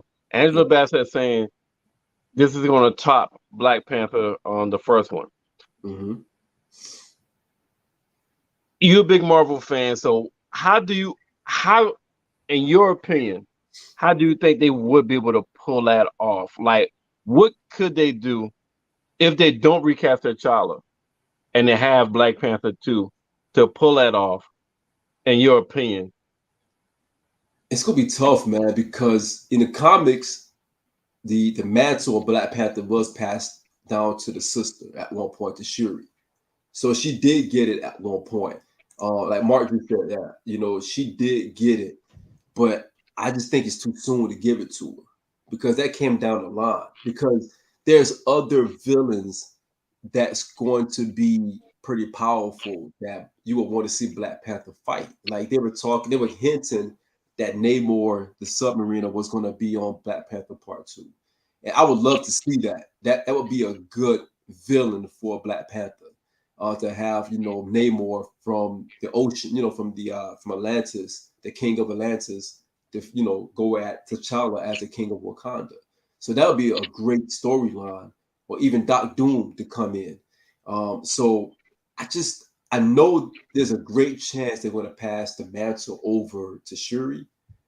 Part 2, and it still could be dope, man. But me personally, as a fan of Marvel, someone who's since I was a kid, I remember wanting to see Black Panther on live action, and finally getting that, and they're not recasting or doing anything with it. I think that's a poor move. I really do. I hope they reconsider, but I don't see it happening, man. So you want them to do Black Panther 2 with a T'Challa in it? Absolutely. And who plays T'Challa? As creative as they're very creative, man. There's several actors out there that they can get to be able to play T'Challa. I can't think of any off the top of my head right now, but I know there's several out there that they can get to recast for T'Challa. And even if they don't want to go the T'Challa route, they can do his son, because everything is being leapfrogged anyhow, like into the future, regardless, because of the events of the other movies that came out, the Avengers, Infinity War and Endgame. So everything is already the time has already jumped. So there's the time jump anyhow. So having maybe T'Challa's son come along, because also we didn't get a chance to see T'Challa and Storm, from the X-Men, because now with Marvel having the Fox property, having the X-Men now, they could have introduced Storm. They got married in the comics. You know what I mean? So just the dynamics that you could have played with a T'Challa-like character, to me, I think it's gone away. Unfortunately, due to Chadwick's, untimely, death.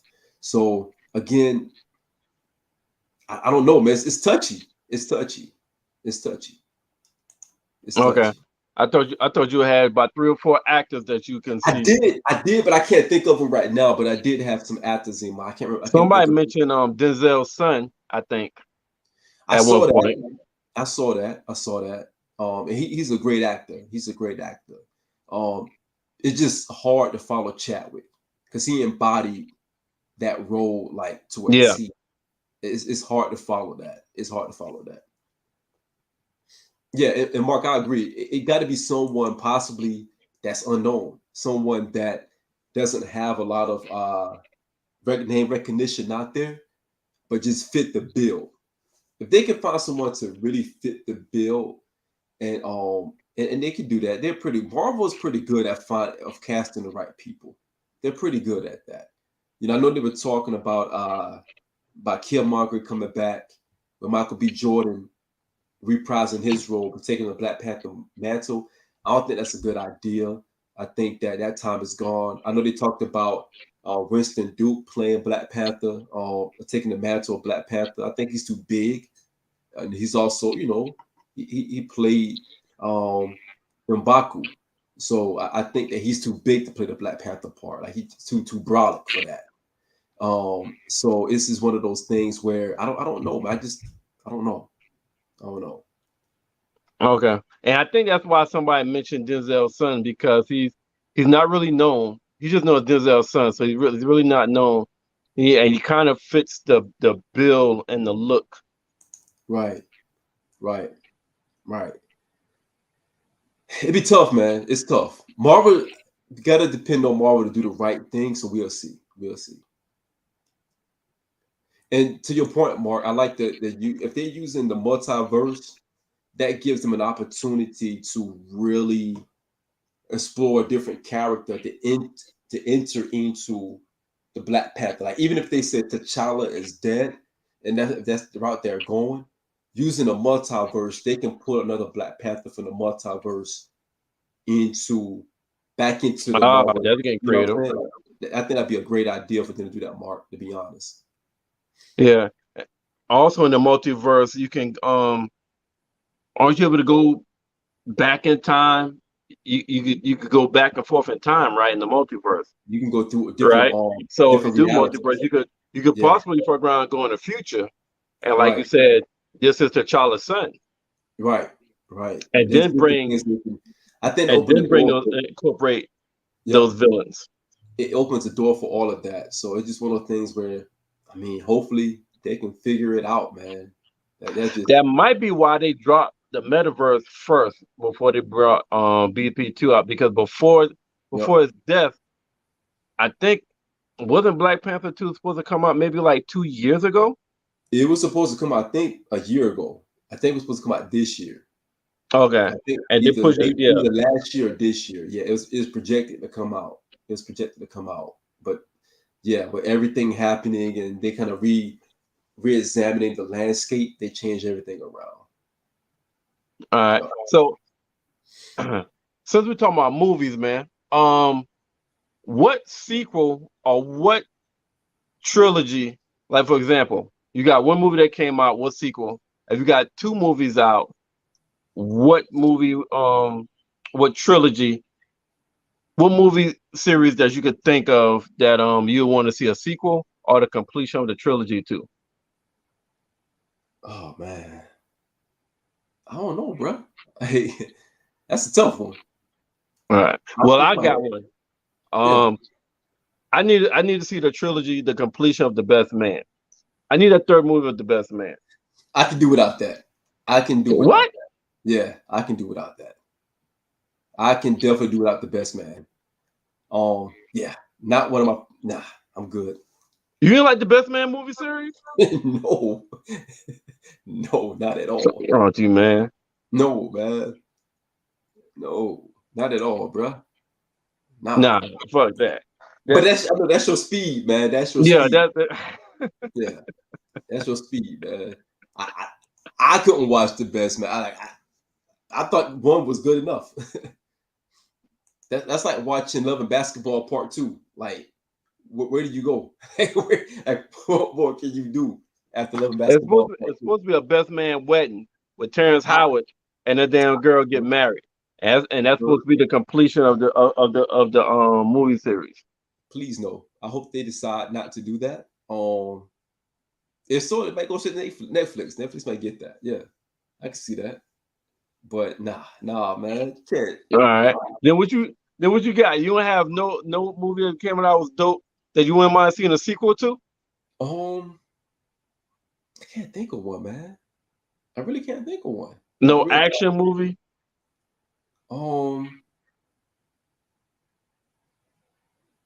Everything has come out. Everything has come out for that. Like everything came out, man. I can't think of one. I can't So think what of. you think? So how you feel about the House Party reboot? I don't like that. I don't like that. Like movies like House Party, um, stuff like House Party is like again. They shouldn't have had a part. I think part 4 when they had like Mhm. immature. Like, nah, they shouldn't even have it in part 4 with immature in there. You know what I'm saying? Um, I saw something that they were. I see Mark said reinvent Transformer. That's coming out pretty soon. I know that's coming out. They do have a white man can't jump with Jack Harlow. I don't want to see that. You can't do that. I don't know, man. I don't know. I don't know, bro. It's hard. Right. I like Terrence Howard. I like Quentin. Somebody Who's just quick said, in "Yo, I in like Quentin from the Best Man." in Best Man? I don't know, bro. Like I can't think of one. I really can't. I can't think of one. You probably can't think of any because you probably don't. You probably just want leave everything alone. You probably only want new shit. There's Yeah, nothing out that you probably want to see continuation of.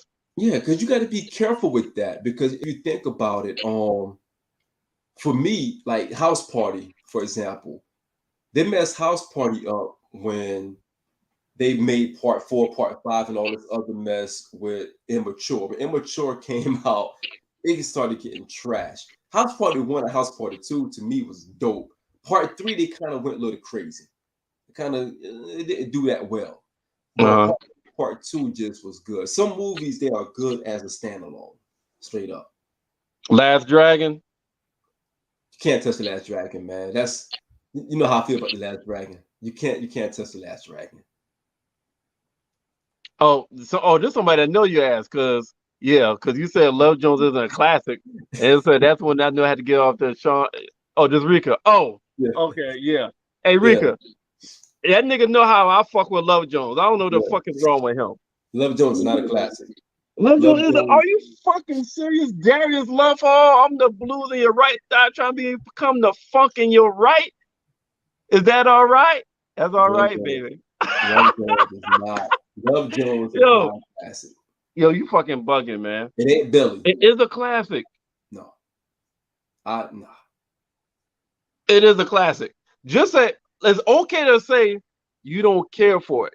Yeah, I It's don't a care for it. classic, but you don't care for it. I don't care for it. I don't care But for it's it. a classic. You need to acknowledge it's a classic. It some say the cucumber better pickle. I just not. I'm not a big fan of Love Jones. But I can't Yeah. say I saw it straight through neither. So it Yeah. just Hold on. You never watched all the way through, no. but you gonna get on fucking Tina for not watching Black Panther all the way through? Black Panther's for the culture. The Love Jones is for the culture, nigga. What the fuck are you talking about right now? You saying you being real fucking disrespectful. No, I'm sorry. I'm sorry. I prefer Belly. Belly is a better movie than Love Jones, and loving basketball is better than Love Jones. You just like loving basketball because basketball is in the fucking title, and you grew up playing basketball. That's like me saying loving football is better than Love Jones. No, I'm just saying, man. Like Nigga, come on, Rika man. loves Rika loves Love Jones. I just think that it's overrated. I really do. Like, I wouldn't mind seeing a sequel to fucking Love Jones. I would not mind seeing a sequel to Love Jones. Have you seen the new Scream? New Jack. I did hear about that. That they're talking about doing New Jack City remake. I hope they don't do it, man. I hope they don't do it. I hope they don't do it because doing a New Jack City, I don't think they should do it, man. Because what do you? New Jack City is one of those. It's I don't know, man. I Well, don't know. Dame Dash is doing a Paid in Full Part 2. He is. He spoke on that just a little bit. I think he's going with different characters though. He's not going with the continuation of those characters. He's going with Uh-huh. different characters. So That's what I heard too. let me tell him a different story of Paid in Full, a whole different story, but just under the Paid in Full, name. Brand. Yeah, yeah, yeah. But I mean, New Jack City to me is one of the best. I think Wesley should have gotten. He really should have gotten it on. An Oscar? Are you Yeah, about to say an Oscar? yeah, he should have gotten an Oscar, man. Yo, they not giving no black person on that kind of character a fucking Oscar. Yeah, yeah, they should have given him an Oscar for that, man. Like, you don't think so? He killed that role, man. When he was in court talking to Miss Hawkins, like I did grow up with a spoon in my mouth, Miss Hawkins. Like, dude, Wesley was phenomenal Yo, in he the. was, but what I'm saying is they wasn't gonna give that character a fucking Oh Oscar. no, no, not at all, not at all, not at all, not at all, not at all. Yo, man, Wesley Snipes is the man. You got to treat him delicately, man. Yeah, and to Mark's point, no Scarface, man. Scarface Part 2. Nah, we don't need that. This Nah, is you can't do that. Scarface. Besides, he dies in the end. How the fuck you gonna do that? Right. They were talking about like I think they said the son of Scarface or something like that. They were going to do the son of Scarface.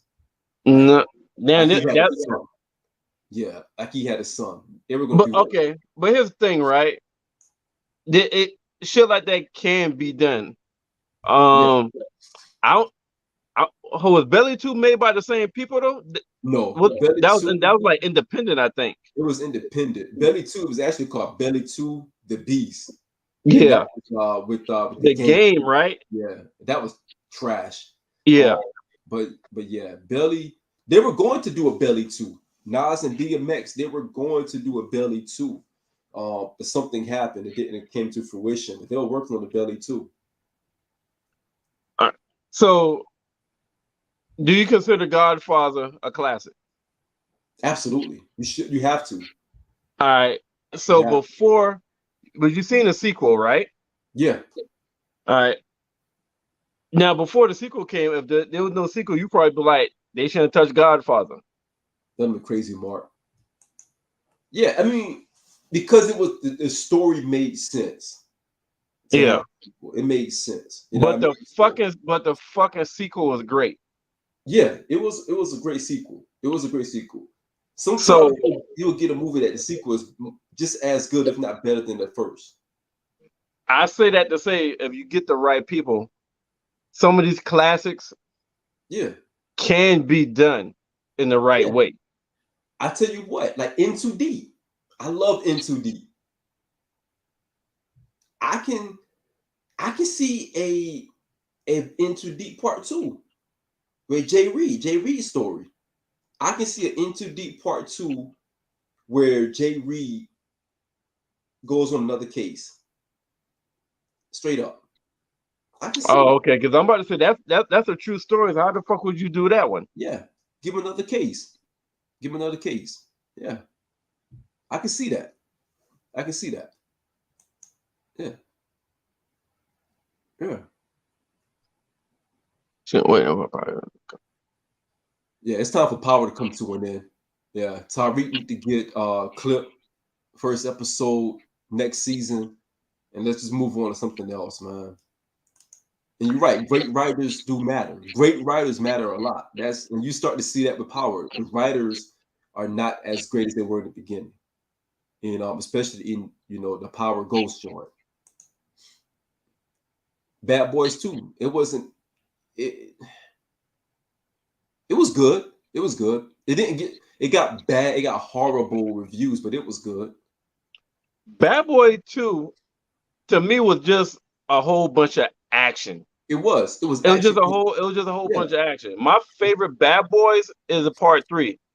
Yeah.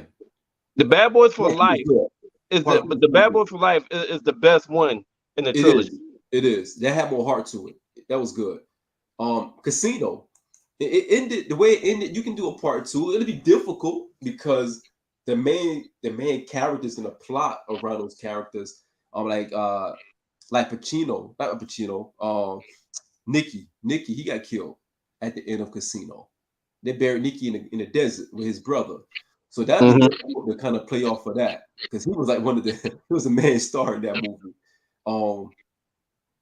I mean, Goodfellas, great standalone movie. By itself, stands alone and does great by itself. The Goodfellas, movies like that, man, it's hard. Great movies like that, it's hard to find a sequel to it because you don't want to mess up the legacy of that movie. You know what I mean? Like, I would have wished that Arnold Schwarzenegger would have did a part 2 to The Predator, as opposed. Now, don't get me wrong, part 2 with Danny Glover was good. Danny Glover did his thing in part 2, but I would have loved to see Arnold Schwarzenegger come back at some point for The Predator. Yeah. Okay. And I figured your the action movie, you would probably be more prone for action to see action movies, another action movie series, as opposed to like the drama or the other stuff. The drama have to be really good, man. I have Yeah. to be like really connected to the drama movie. I All love movies. American Homecoming is good. Yeah, I have to be really connected to it, man. If I'm not connected to it, it's like I can do without. All right. So let's pivot and let's end getting in your bag. All right, let's end this getting in your bag. I watched a Jada Kiss. It was a YouTube video. I just happened to come across it, and what do you think about them doing last Friday? I can see Without that, buddy. Pops and without Chris, I want to see. They would have to bring Chris for me. Yeah, you would have to bring the entire cast back. Honestly. Yeah. And again, not to be morbid, but last Friday could be the one where they do Pop's funeral. You know what I mean? Everybody comes back to Pop's funeral. You know, not to be morbid again, but that could be the one. I would need Smokey though. Yeah, you have to have Smokey. You have to have Chris. And he has to play that role. He can't be Chris, Chris Tucker. Not need Smokey. Yeah, no. I don't need Christopher Tucker. No. I need Smokey. No, yeah, I need Smokey. Yeah, and Debo, Ezel didn't really have a part after part 1 though. No. Yeah, Debo, I don't know if they'll be able to do that. Debo's character kind of fade away a little bit too, but I would have loved to see him if they were to do last Friday. Definitely not DC Young Fly. I think he's like he is so corny. He is. Yeah, I'm not a fan of him either. I couldn't watch a movie. I mean, he's corny. He can't even act. He's playing like a B-rated movie. I can't remember what movie it was. It's like in a B-rated movie. But yeah, nah. Please don't DC Young Fly. All right, so let's pivot real quick. Before we end, I want you to get in your bag. Yeah. I saw a YouTube video of Jada Kiss. The Locks was on there. Jada Kiss, Chic, and they did an interview. I can't remember who interviewed them. After I started talking, you probably have seen the interview. Mm-hmm. And they was talking to Jada Kiss, and one of the subtitle was like that. The current artists, the current industry of artists, they don't study or respect their history. Yeah. Like when he was coming up, you know what I'm saying? He was studying the Biggie, he was studying Nas, he was studying everybody. All of them was studying people in front of him, and it was familiar people in front of him. And it was like today's time, mm-hmm. They don't study people in front of them. And part of the reason is nobody in front of them before them to study, because back then people had careers. You know what I'm saying? They had music careers. They had albums to study. Mm-hmm. Now it's more that the music industry is not really looking for that album or looking for that person that have a longevity or have an album. They're looking for a person that have that hot single or have that hot 3-month phase where they're trending as a fad, and then they phase out. Then they look for the next trend, the fad, and it phase out. And so based off of that, it's kind of hard for the current artists to study people in front of them, because there's really no longevity. Because whoever's hot, let's say somebody's hot in January, we're in March. They ain't hot no more. Somebody new hot that the music label or the industry done found. Somebody a year ago that was hot maybe for about 6 months isn't hot now. Like the J. Cole's and the Kendricks or Drake's has every year has gotten smaller and smaller and smaller. almost like Bobby Shmurda with the Hot Boy song, Yeah. and that was his thing. So what you think about that? Is it accurate? Does it have a point? What's your thoughts on that? I mean, Mark talked about this a little bit on Monday night when he was talking about the Bad Boy legacy, and the shiny suit era, what Puffy did at Uptown Records, and just the level of music back then was intentional. Like they were intentional about putting out good quality music and not just like a record, like just one song. They wanted an album to sound great from front to back because the album had some kind of concept to it. And I think that that's lost because in today's music is more about streaming. Like if you get a hot single, that single streams like crazy, and the industry has shifted so much and to the point right now where artists become like overnight success just based on that one single. And again, this is something Mark and I talk about behind the scenes a lot about music. And we're talking about like how the industry has shifted, how things have changed over the years. Where if you look at back then, bro, think about all the music that came out back then where the albums from front to back was phenomenal. They didn't have a lot of fillers. Now you had some albums back then that they were pretty solid, and they had some fillers here and there. But for the most part, they didn't have that many fillers like it is today. Today you get one hot track, the rest of the album is like mediocre. Like today is the anniversary of Confessions, Usher album. And if you think about you listen to that Confessions album, man, even today, from front to back, the album is pretty dope. It's Yeah. not many whack tracks on that album. So what Kiss is saying is that, like what Mark is saying, the industry, they don't put anything into the artists anymore. You don't hear artists getting these contracts where they have to crank out good albums because album sales are not the same today that they Mhm. were before. Back then, you go platinum, you go gold, you had a pretty good album. You know what I mean? Your album, like you had some good singles, videos were good. You had a good body of work. Today, that one hit single may get you 3 million, 4 million streams, and that's all you need today. The rest of the album can be tridash, but that one single may get you all the streams that you need. Yeah. And even to Tina's point, I mean, the music, we don't listen to music today like we used to. I live in nostalgia. I would love to like I used to travel. And remember, you seen my CD cases. I Mhm. like 5 or 6 CD cases in my car. Just popping to me my CD deck. And now all of that has transferred to my phone to iTunes and stuff like that. So we consume music different now today than we have in the past. I can't tell you the last time I bought, outside of Nas, of course, I can't tell you the last time I bought an album on iTunes and listen to it from front to back. And I travel a lot. I mean, I'm on the airplane a lot. So I have enough time to really digest and Mhm. process the album. It's hard to do it, man. It's hard. Facts. So Rika. I think that's Rika. Um, yeah. Fast Rika. Album, the album dropped like a week or two before after the single.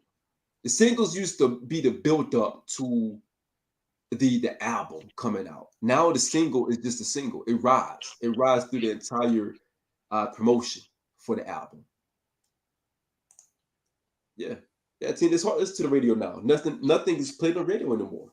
So Jadakiss is right. Jadakiss come from, as much as we can give Puffy all this flack or whatever, man. But Jadakiss, the lots, all those guys, they come from the school of Puffy, where it was important for Puffy, for his artists to put out a good record, a good album, not just a good single, but a good album. The singles were like the body blows. The album was the knockout punch. We don't get it no more. It's the opposite now. Okay. Um. Speaking of Bad Boy, let's jump over to the West Coast about Death Row. Yeah. There's been a lot of chatter with Snoop Dogg. Like Bow Wow wants to end his career how he started, Hmm. and he's supposed to be collaborating with Snoop Dogg to make one last and make his final album on Death Row with Snoop. And some other nostalgia West Coast people Hmm. from former Death Rows getting with Snoop. And so Snoop is pulling some old people, pulling Yeah. some favors, and I'm hearing some couple of new people supposed to be getting with Snoop as well. Yeah. What's your thoughts on that? Um, I like Snoop taking ownership of Death Row Records. I like that. I think that's dope that he's taking ownership of Death Row Records.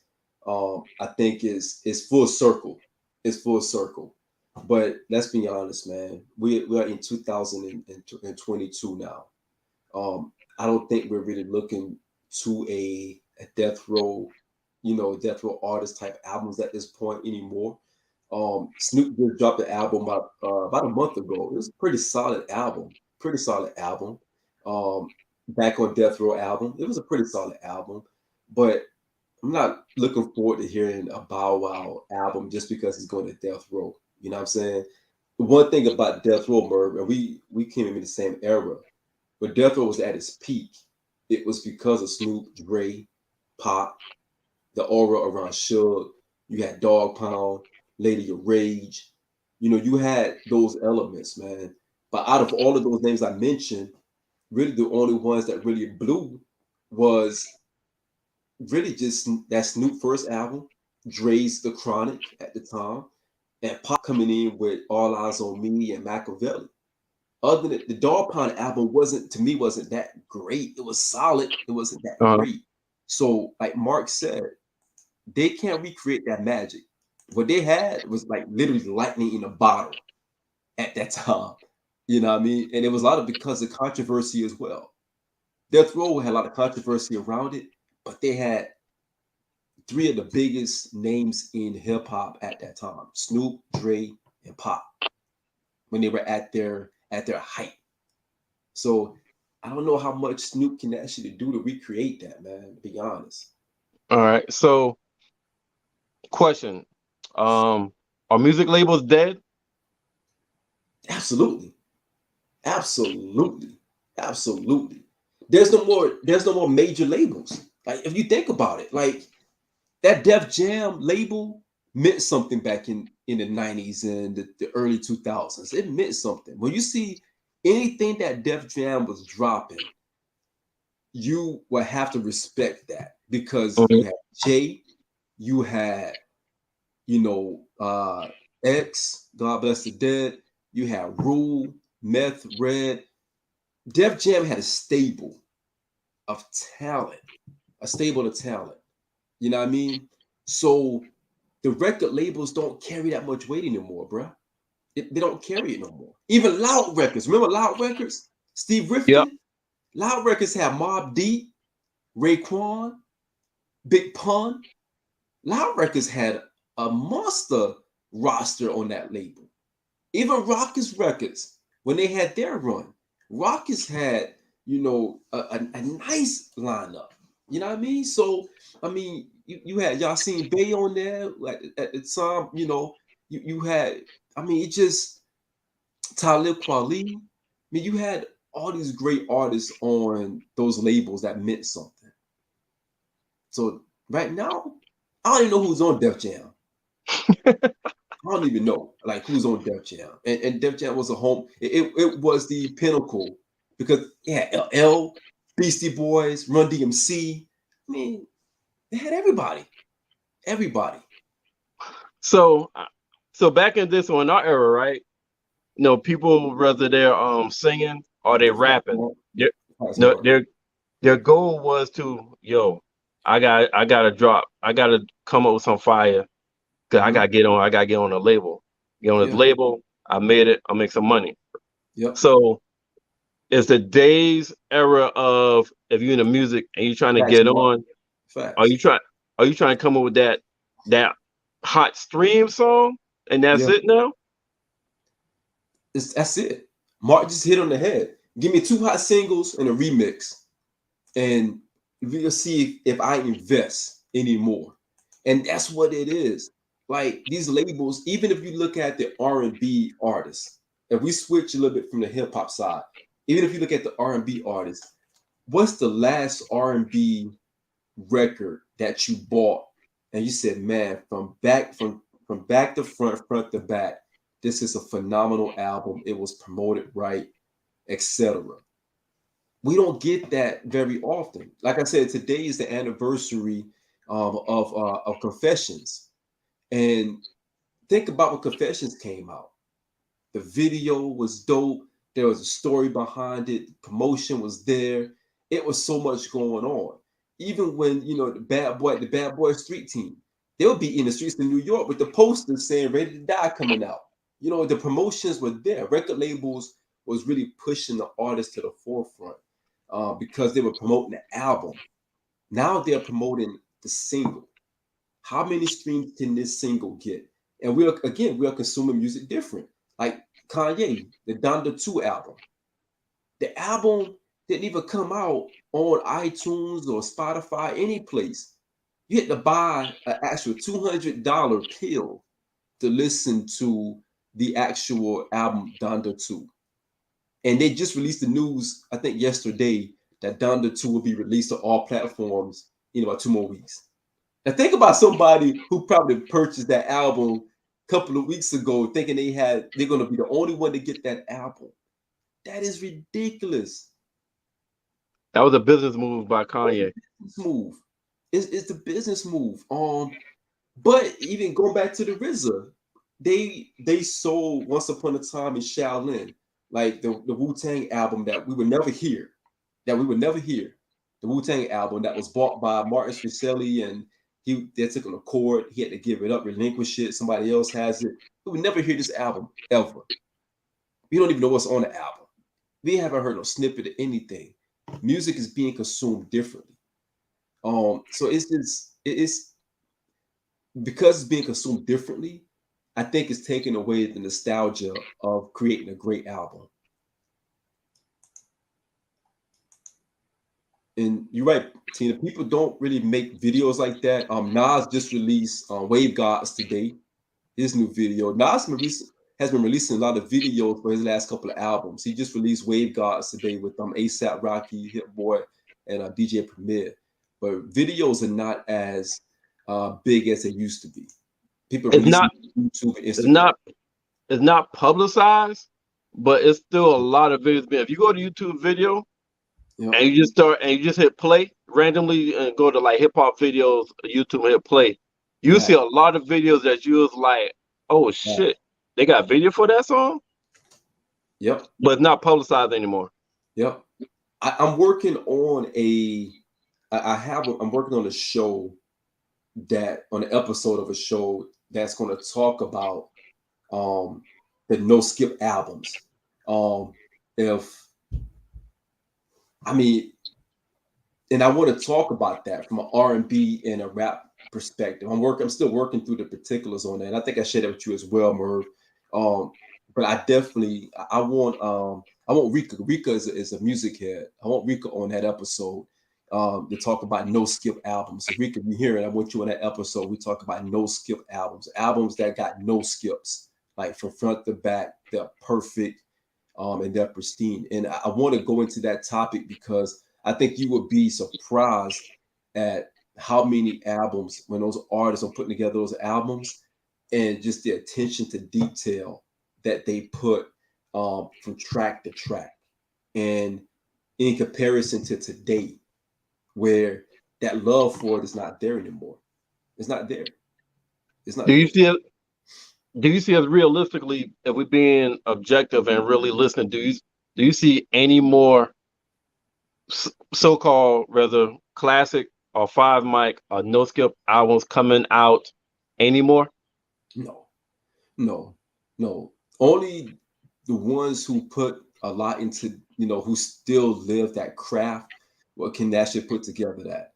The Nas, the Jay, those guys like that ilk, they're the only ones that can actually put together like a 5 mic album, in my opinion, because they're going to put forth the effort to put together a 5 mic album because of their just because of who they are. They're not going to compromise because of the wave right now. As great as Ye is, Kanye hasn't dropped a Kanye album in such a long time that he's capable of doing. He's capable of doing a 5 mic album. It's in him. He's just not doing it because if you look at his albums, he's going after those who are already hot. You know what I mean? Like the new trend, like the Little Baby, those guys. He's going after the rappers like that. If you go back and listen to Nas' album Magic, that Magic album to me is the closest thing you're going to get to that nostalgia because he's not compromising his style, but it's also grown up music. Busta Rhymes, his last album, it was pretty solid, but he was tiptoeing on it. He didn't compromise doing a grabbing these new artists and just trying to get them on your album just to sell your album. And that's what most artists are doing now. So, facts, Mark. And you're right, Rika. You got to put rock albums in there too. You got to. All right. So it sounds like music artists are better business-wise, but weaker as far as like content and skill set. Definitely. Hey, what Jada said, they don't have to put forth the effort no more. They're making money. They're making money, bro. No one cares to be the king of anything. No one cares to be the king of New York, the king of the South, the king of the West. They don't care about that no more. They all making money off of gimmicky rap. And that's not disrespect to the new school, because I think the new school I think some guys have some great stuff. Lil Durk just dropped an album, and I mean, it's hard for me to listen to the whole album, but he got some joints on there. But I like Lil Durk on features. I like Lil Durk better on features. Lil Baby, I like Lil Baby better on features, not as a whole album, but I like him better on features. Even Lil Wayne, as great as Lil Wayne is, he dropped a lot of content, but has he really dropped a Lil Wayne, even a 4 mic album in a long time? Nah, not since Carter 3. Right. Papoose is one of the best lyricists of our time. He dropped, Papoose dropped an album every month. He drops an album every single month. Like purposely, he's dropping an album every single month for 12 months. They call it 12 months. 12 months. He dropped an album every single month. Papoose has. Full album. Did he state his purpose for doing that? Just lyrical exercise, man. Just throwing it out there. He's selling it. He's making money off of it. He's going to have 12 albums in 12 months. And no one talk about it. No one is talking about it. Yeah, that's insane. 12 albums in is 12 it good albums.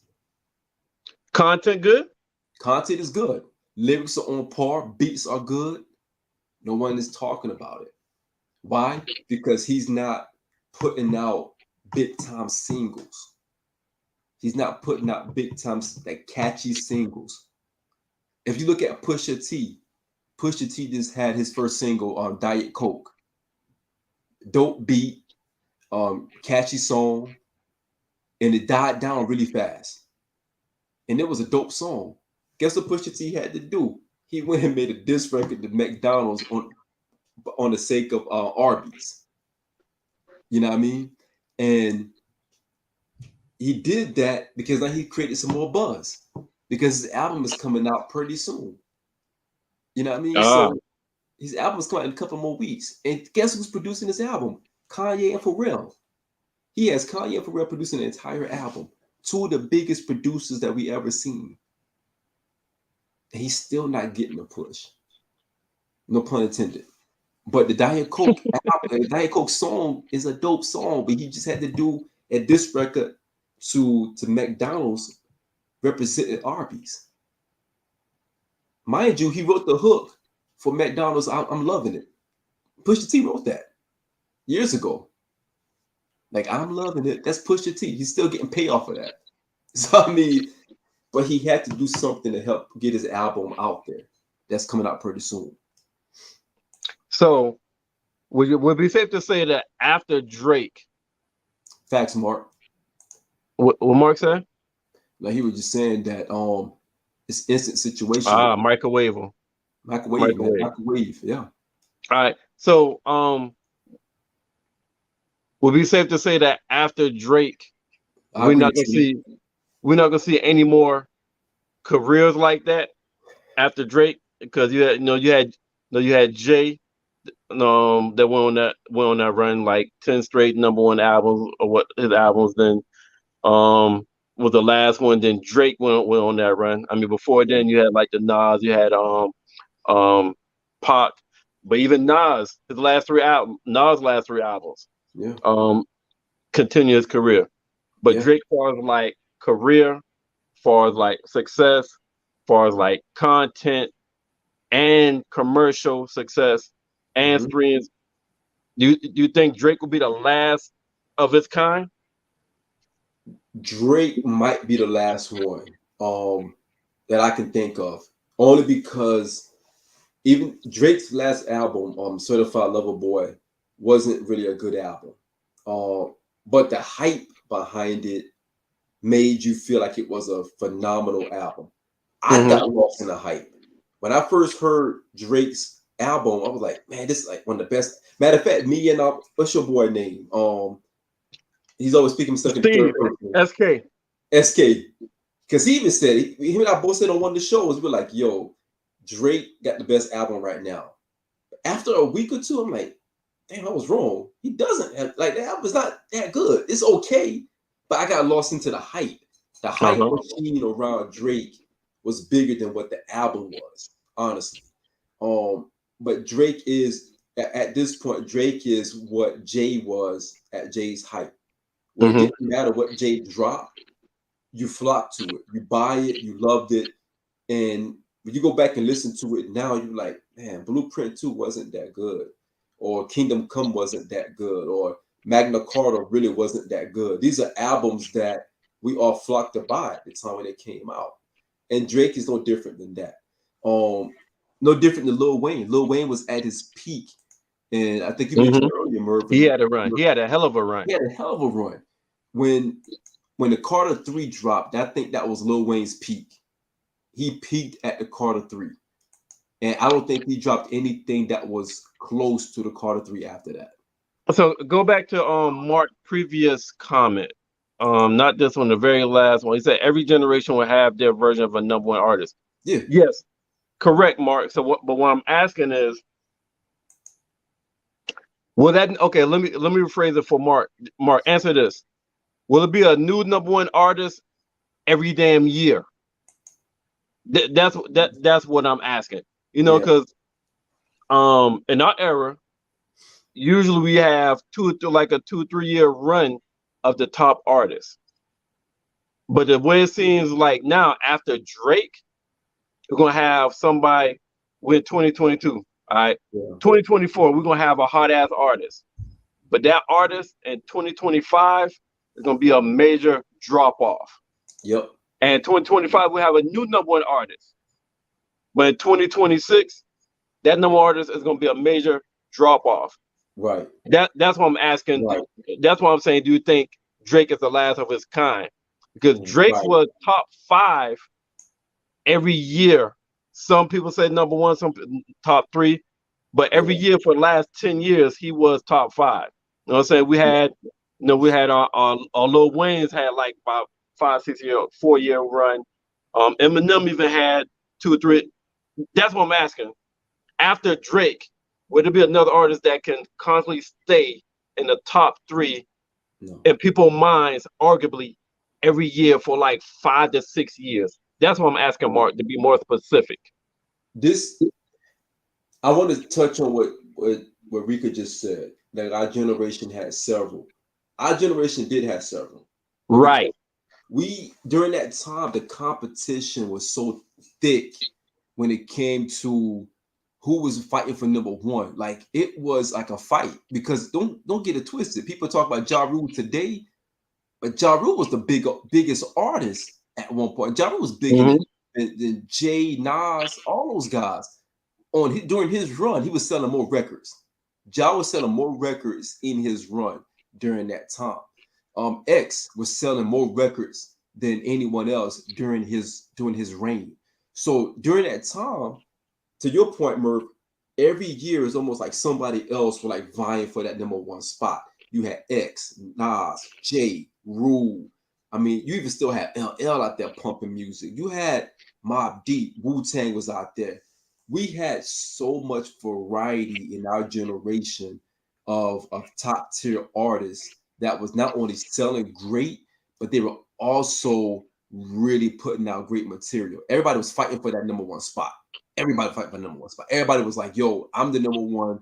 I am the guy." There was one point where when Raekwon album All in for Cuban Links came out, we were saying Raekwon was the king of New York during that time.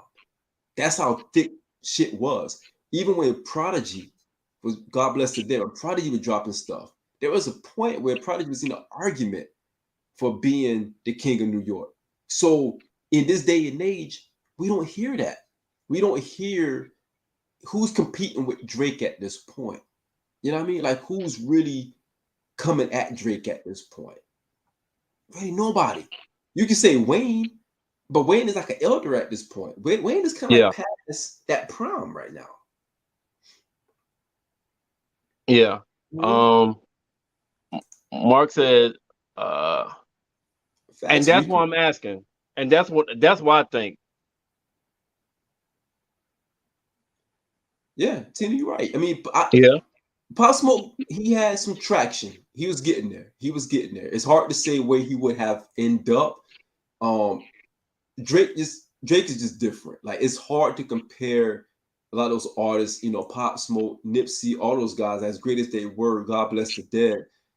Drake is just he's kind of one of one in this era. It's hard to put that in there. Yeah.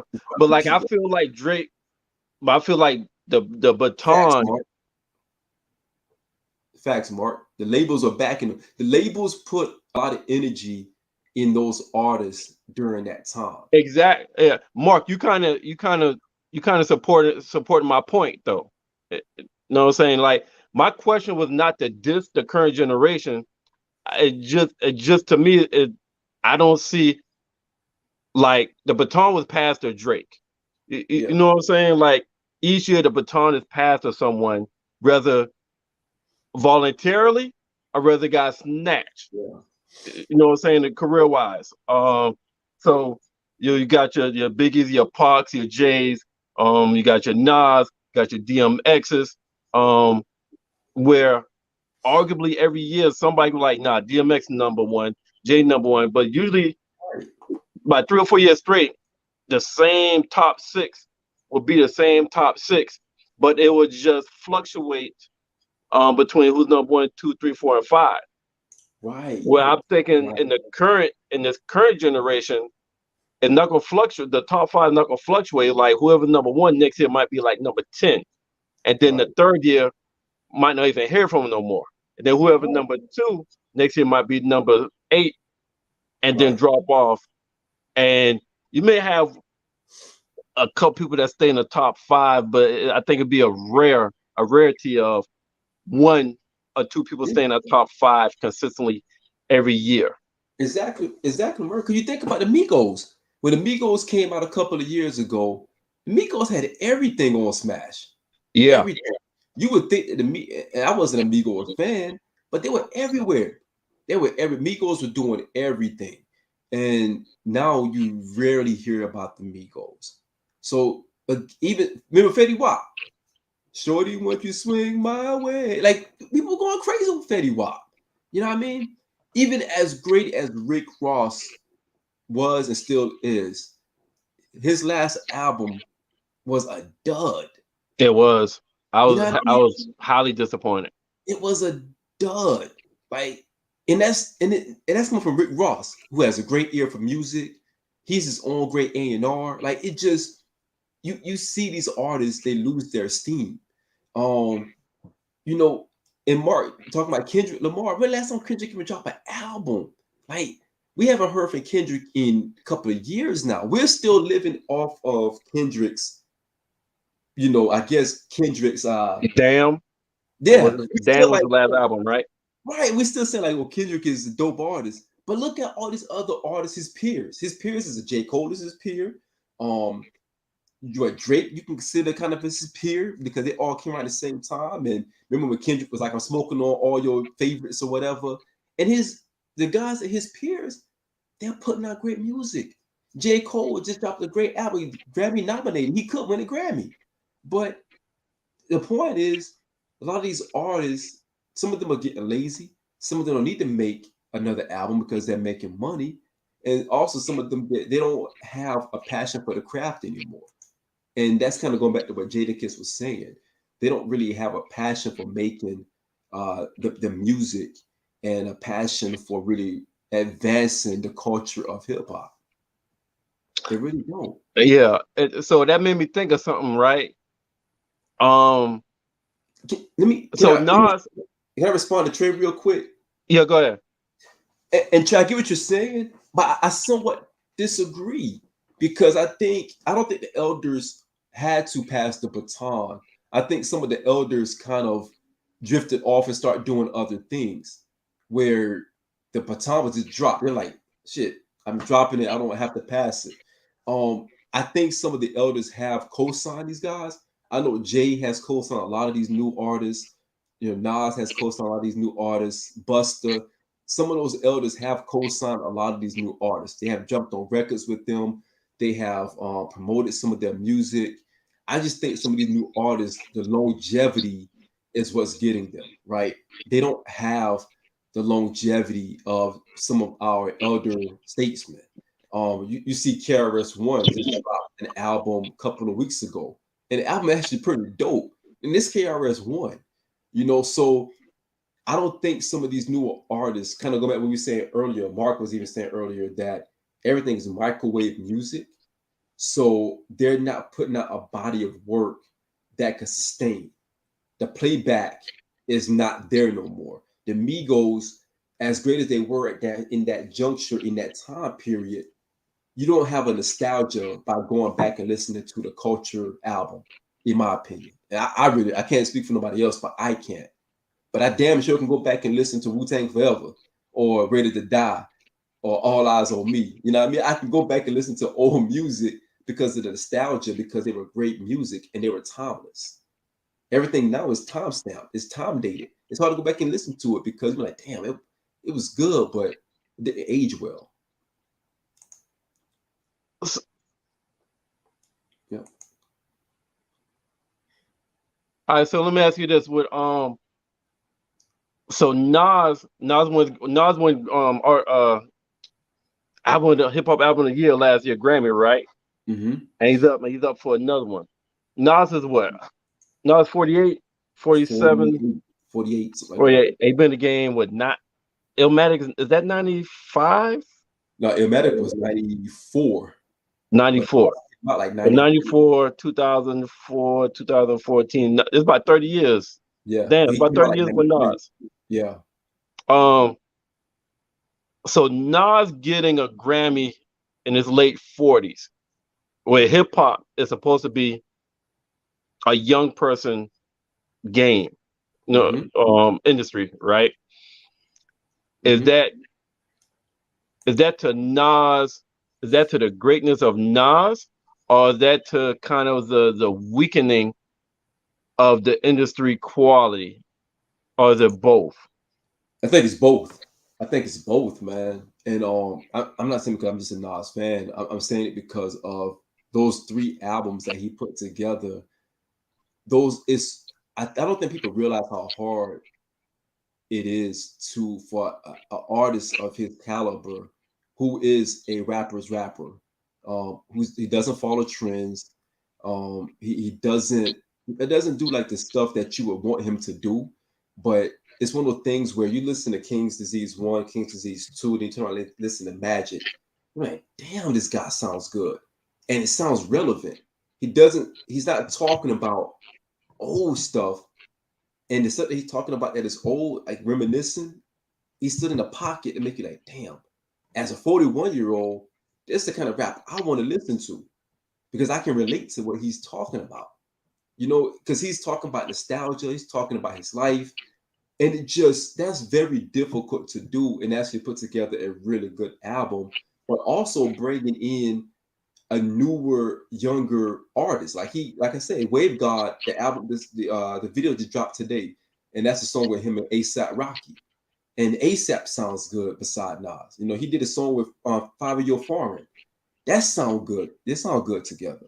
You know, so that what he's doing right now is very difficult. And I don't think he's getting enough credit that he should be getting because, again, you got to think about it. Nas first stepped on the scene in 93. The album didn't drop to 94, but the album was made in 93. Illmatic came out in April of 94. The album was made in 93. I think Nas first started rapping, like, I think he started out in like 91 on Live in the Barbecue, 91, 92-ish. So for him to still, and we're talking about 2022, we're talking about 30 plus years. Yeah, that's 30 years. That's crazy. That is crazy. Because his album is going against the younger rappers also. Right. He's going against the new fad, the new wave. That's crazy. Right, Mark? He was able to adapt. And that's for him to be able to adapt through those times is very difficult to do as a legacy artist. Because you think about Snoop. Has Snoop done anything in his, like, we love Snoop. But if you think about Snoop catalog, right? Doggy Style and Murder Was the Case. What else can you put in there? Dogfather wasn't good.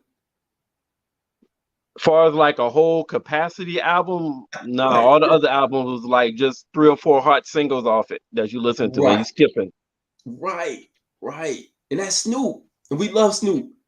But Snoop we never discuss Snoop as saying like, damn, Snoop album catalog is not that great because we so much love Doggy Style. We so much love Murder Was the Case, and we love what he did on The Chronic. And we also love some of his singles. And Snoop is a legendary legacy artist.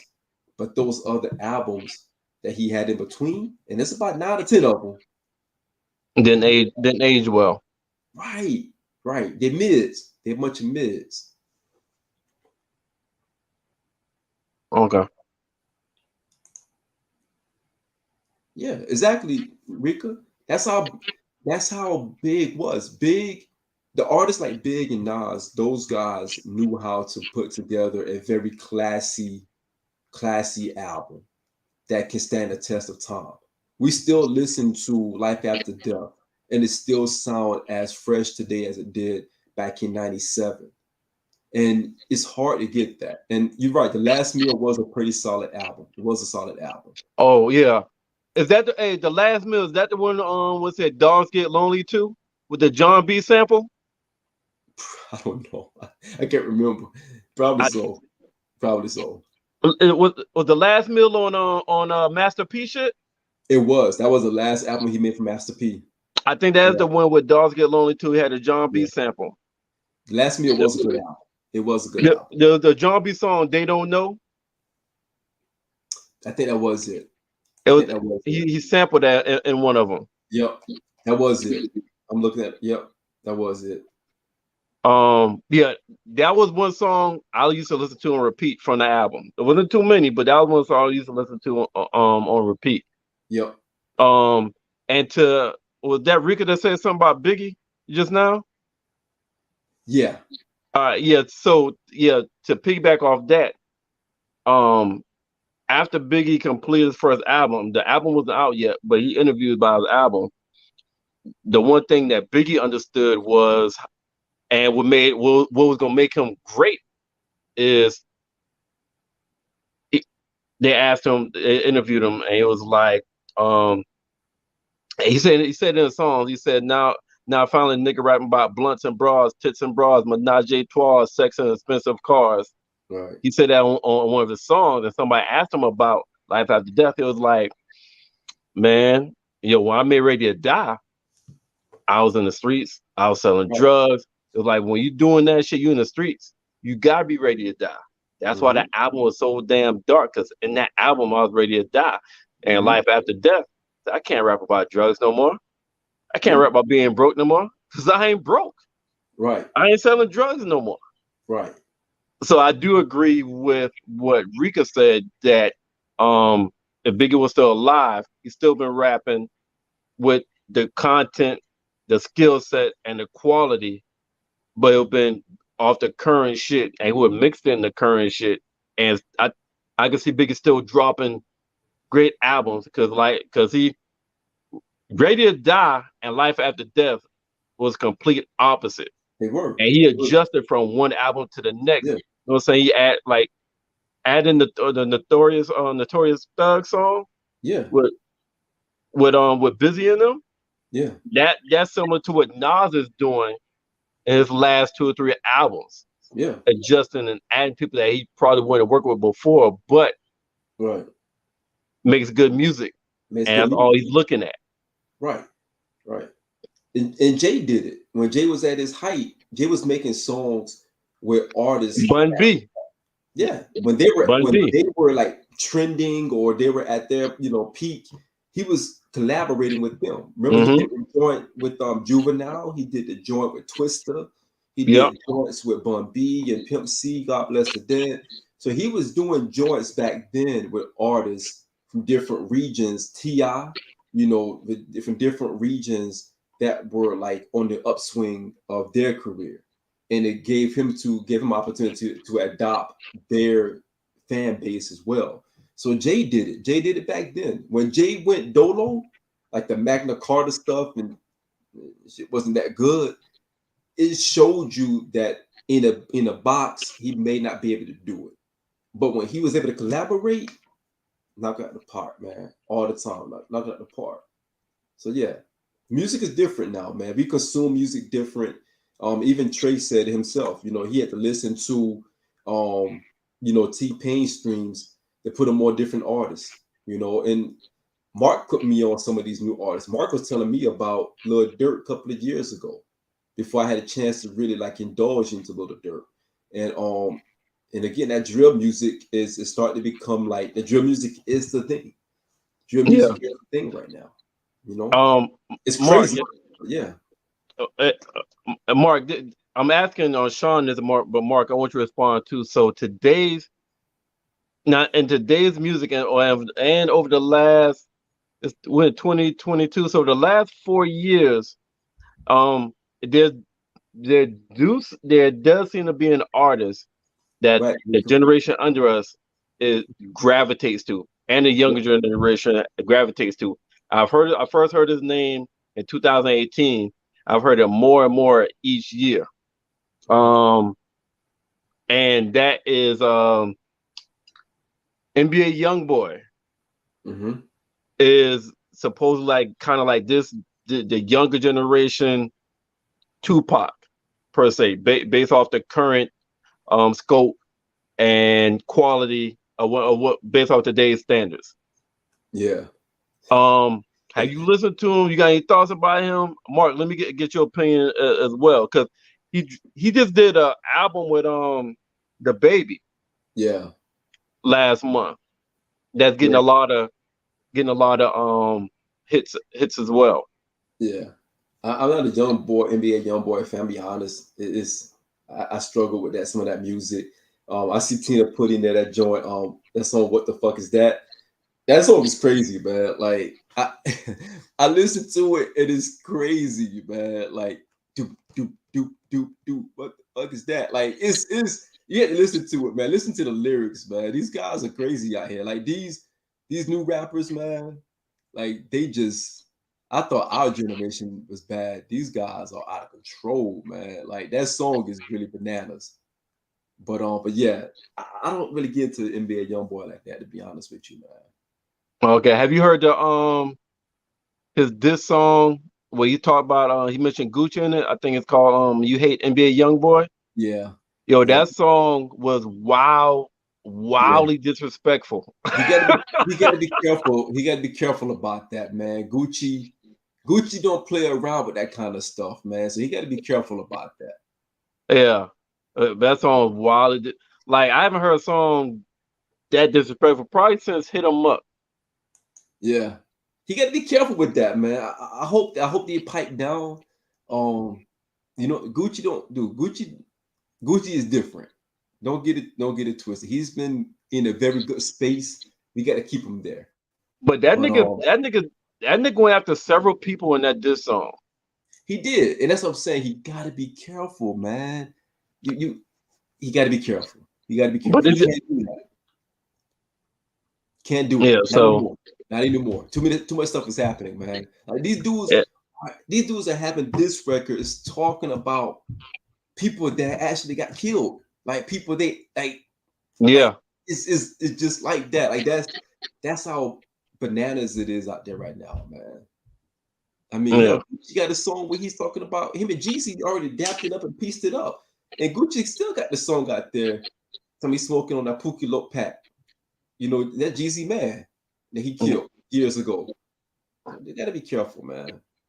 You gotta be careful.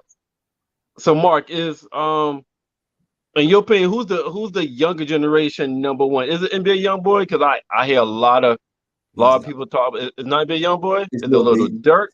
Lil Is it Baby is the one. Lil Baby Little Baby? Is the younger? Okay. Yeah, he's the one that they go crazy over. Lil Baby Okay. and Dirkie. Yeah. Yeah, Lil Baby. But look, man. but if you could get kind of past his sound, Lil Baby, and you listen, Lil Baby actually be dropping some content. I will give him credit on that. Don't get it twisted. Lil Baby be spitting. He be spitting, man. Like real talk. Lil Baby be spitting, but he's the one. He's the new generation one. Fabio Foreign, he's coming.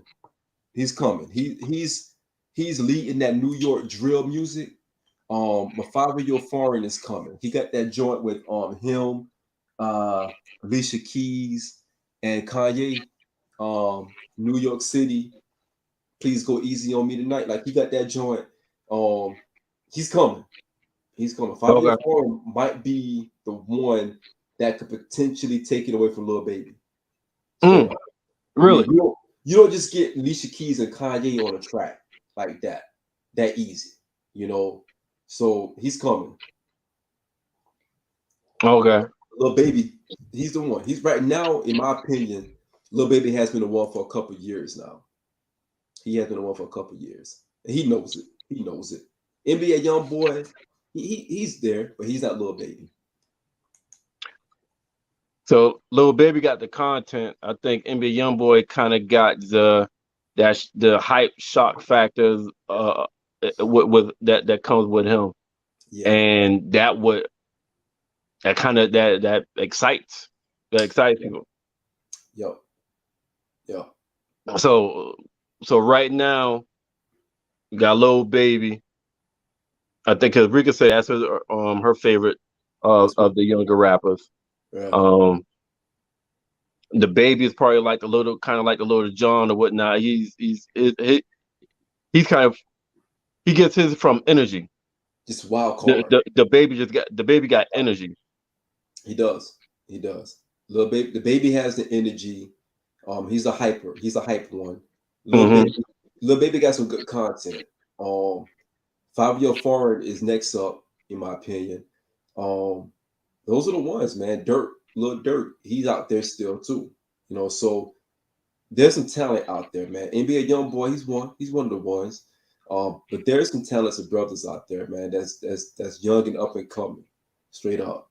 And you still can't discount those. They're not the elders just yet, but they're creeping up on it. And that's the J. Cole's, the Drakes, those guys. I mean, even Freddie Gibbs got some good music out there. I mean, so there's a lot of great artists out there, man. Newer artists, those who are kind of that mid-tier. They're not legacy just yet, but they're mid-tier, and they're coming as well. Is J. Cole?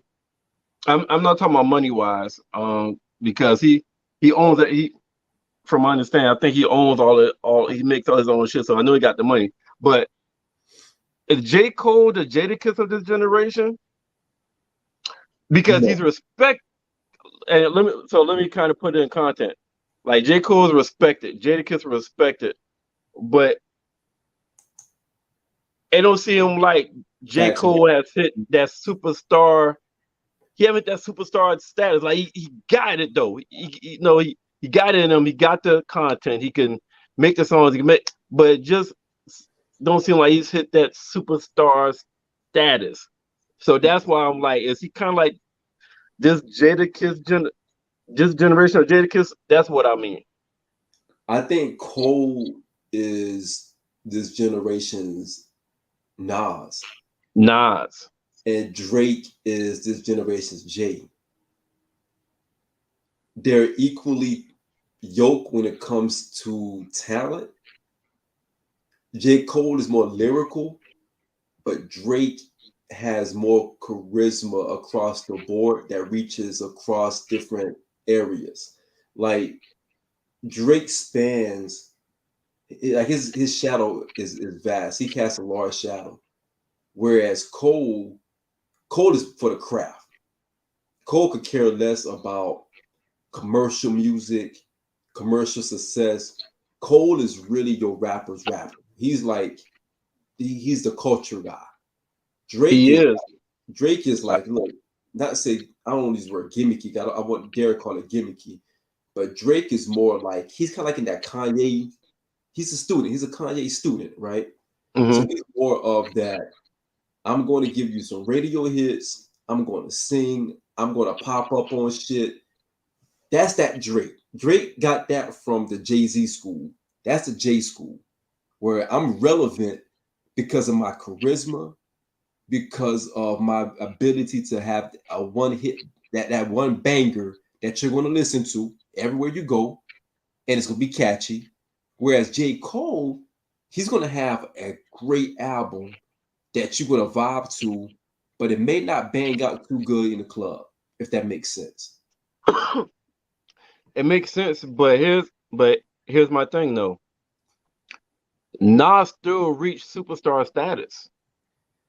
But you got to think about that time when Nas reached the superstar status. Like Nas was an anomaly. Nas, the rapper that Nas is, he shouldn't have never reached the heights that he reached. Honestly, he never should have.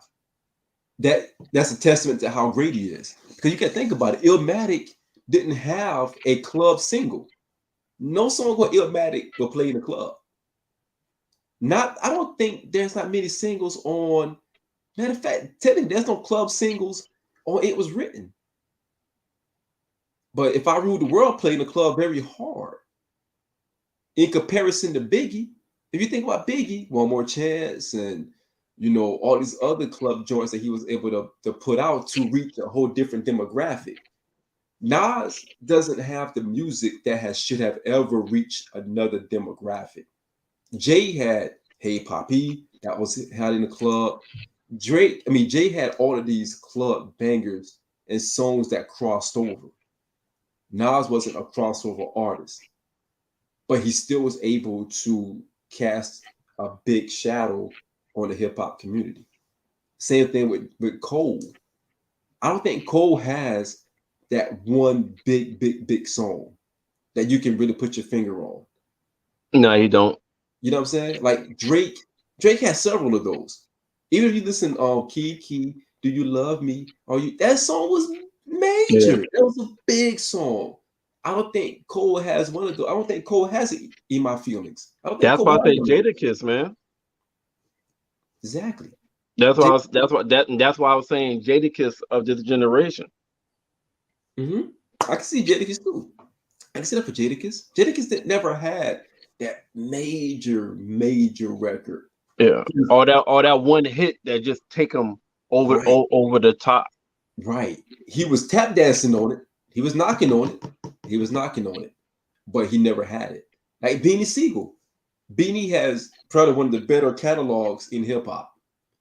But he doesn't have that one record that pushes him over into that different stratosphere. Nah. Jay didn't get it until Hard Knock Life. when he took that Hard Knock Life, that was the album that took him out of here. That was it. Mm-hmm. He's gone.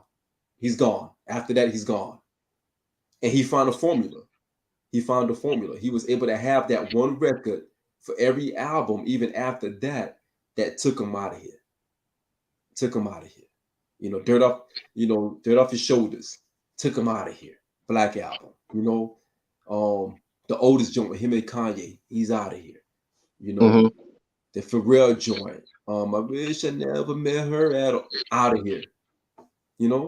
Excuse me, miss. Out of here. Cole doesn't have that. Jadakiss never had that. They just never had it. The Drakes, they have those. Yeah. They have those joints. Kanye, they have those joints.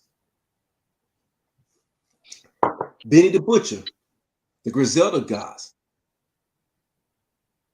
dropping some of the best shit we're going to hear right now. Yeah. They don't have that. Yeah, you're right. There's another one that don't have that single to take them out of there. Thanks, Mark. Right. But they're not looking for it. That's the thing about it. They're not looking for it. Benny album just dropped about 2 weeks ago. We could go 2 weeks ago. Mm-hmm. Phenomenal album.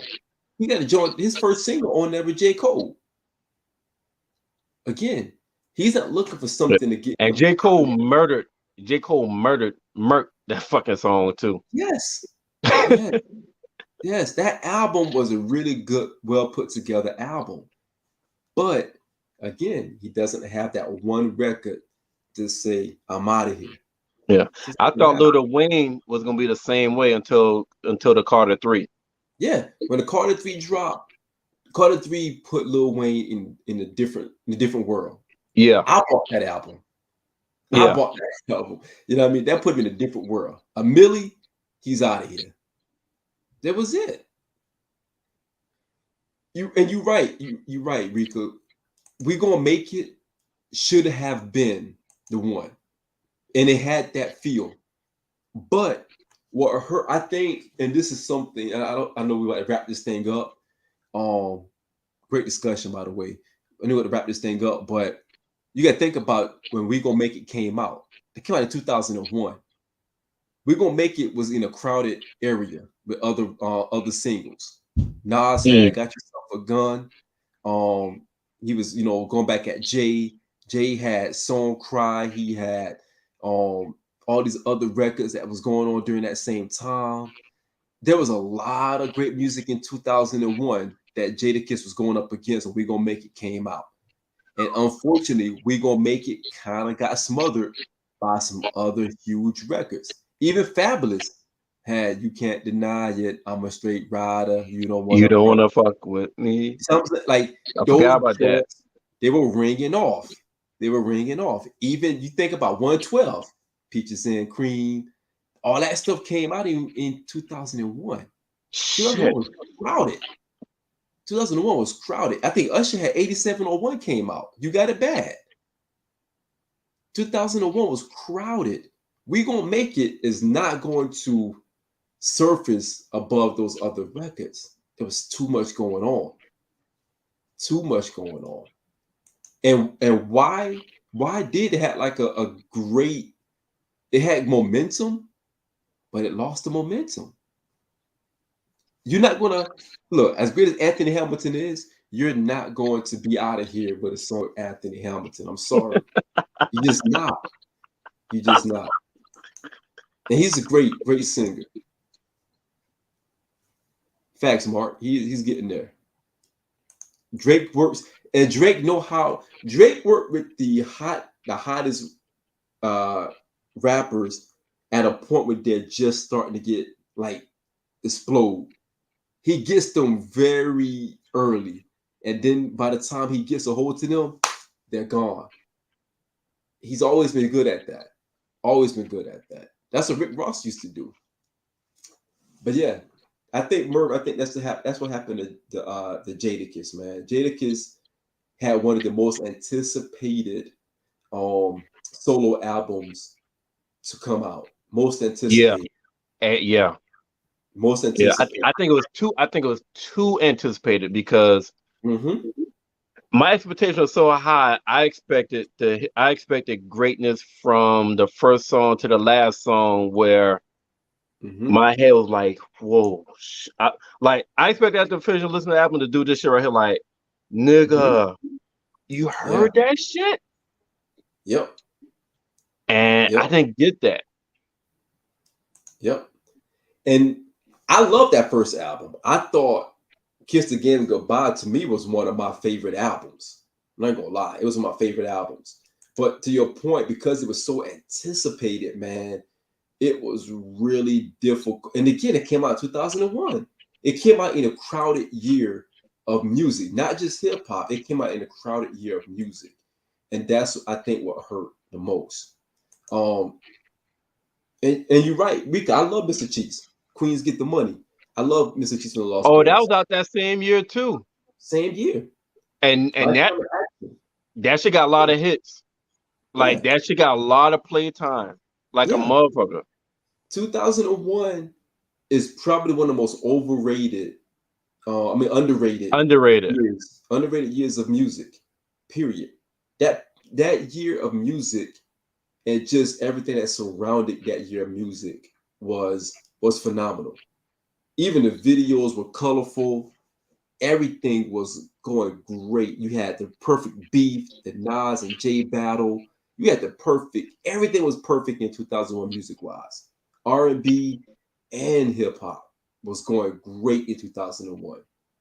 Jadakiss just happened to come out during a crowded time. It was just crowded. It was a crowded lane, crowded road.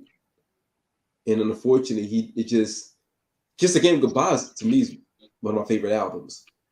It was difficult. It was difficult to breathe.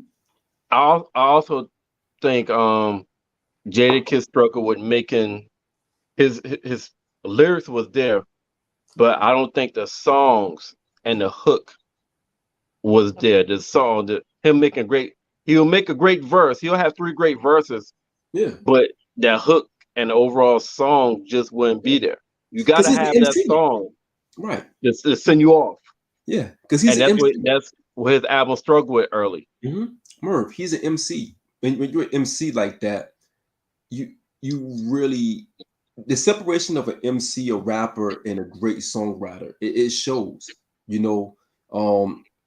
Jay had a lot of charisma that allowed him to have a lot of carryover. But if you listen to some of Jay's hooks, he's not a great hook writer. It's not really a great hook writer. A lot of his songs doesn't have great hooks. Jay charisma is what sells the song. He doesn't have a lot of hooks. You know what I mean? And he has a lot of quotables. Right. And that's what really sells.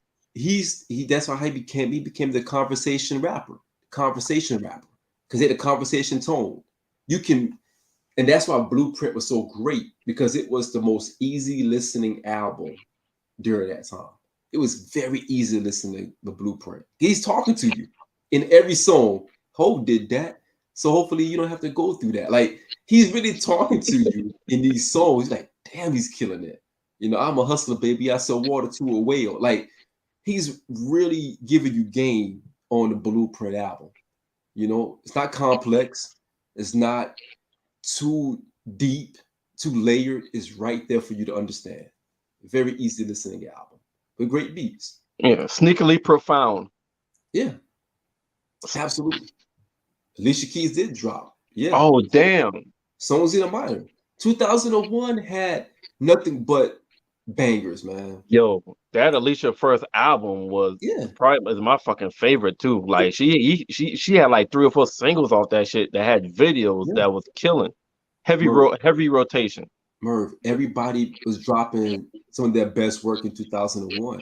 Remember I told you 112 came out with part 3. That album was damn near. That was 2001? Part 2001. Yeah. Oh shit.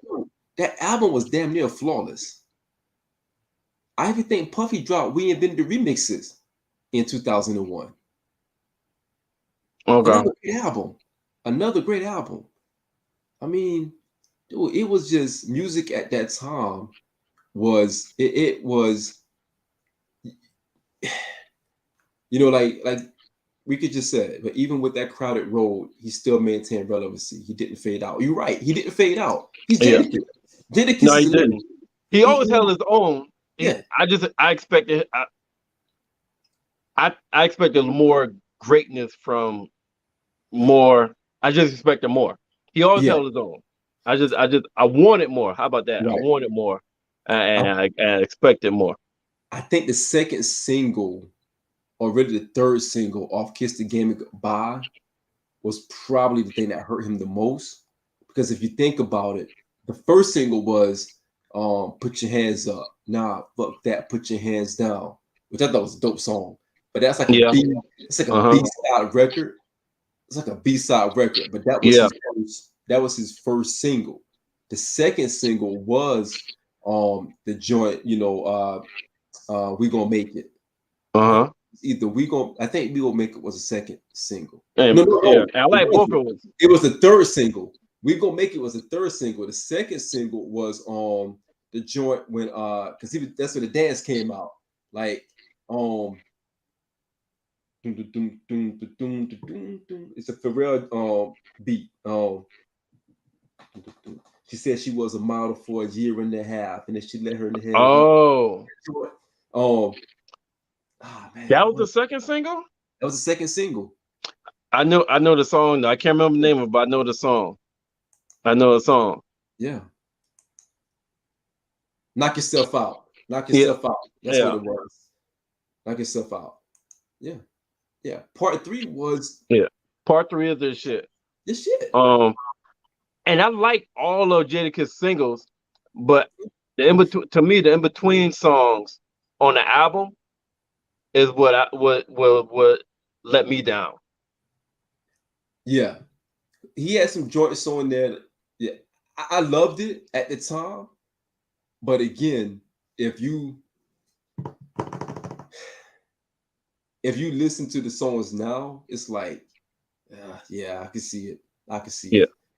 Like his last Jadakiss album that came out probably 2 years ago is the album is probably my favorite album, and the album I listen to from beginning to the end, because he actually got songs. He actually got good songs on that album. I think it came about 2 years ago. Yeah, he did. And don't forget, Merv, I'm looking at it right now. Michael Jackson came out with Invincible. Aaliyah dropped that year. Ooh. And that's, you talking about One in a Million? That's not One in a Million. No, that was the Aaliyah. Rock the Boat. Rock the Boat. Yep. Rock the Boat. That was her last album. And that single, heavy. Rock the Boat. Yeah. Survivor, Destiny Child came out that year. That was big. Okay. That was almost like an anthem. Yep. Maxwell came out that year. I forgot. Even Ja Rule, Pain is Love came out that year, and Until the End of Tupac came out that year.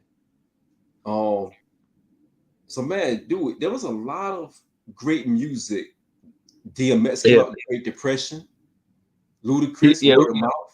He was competing with some fire. It's too much. Mary J. Blige came out that year with No More Drama.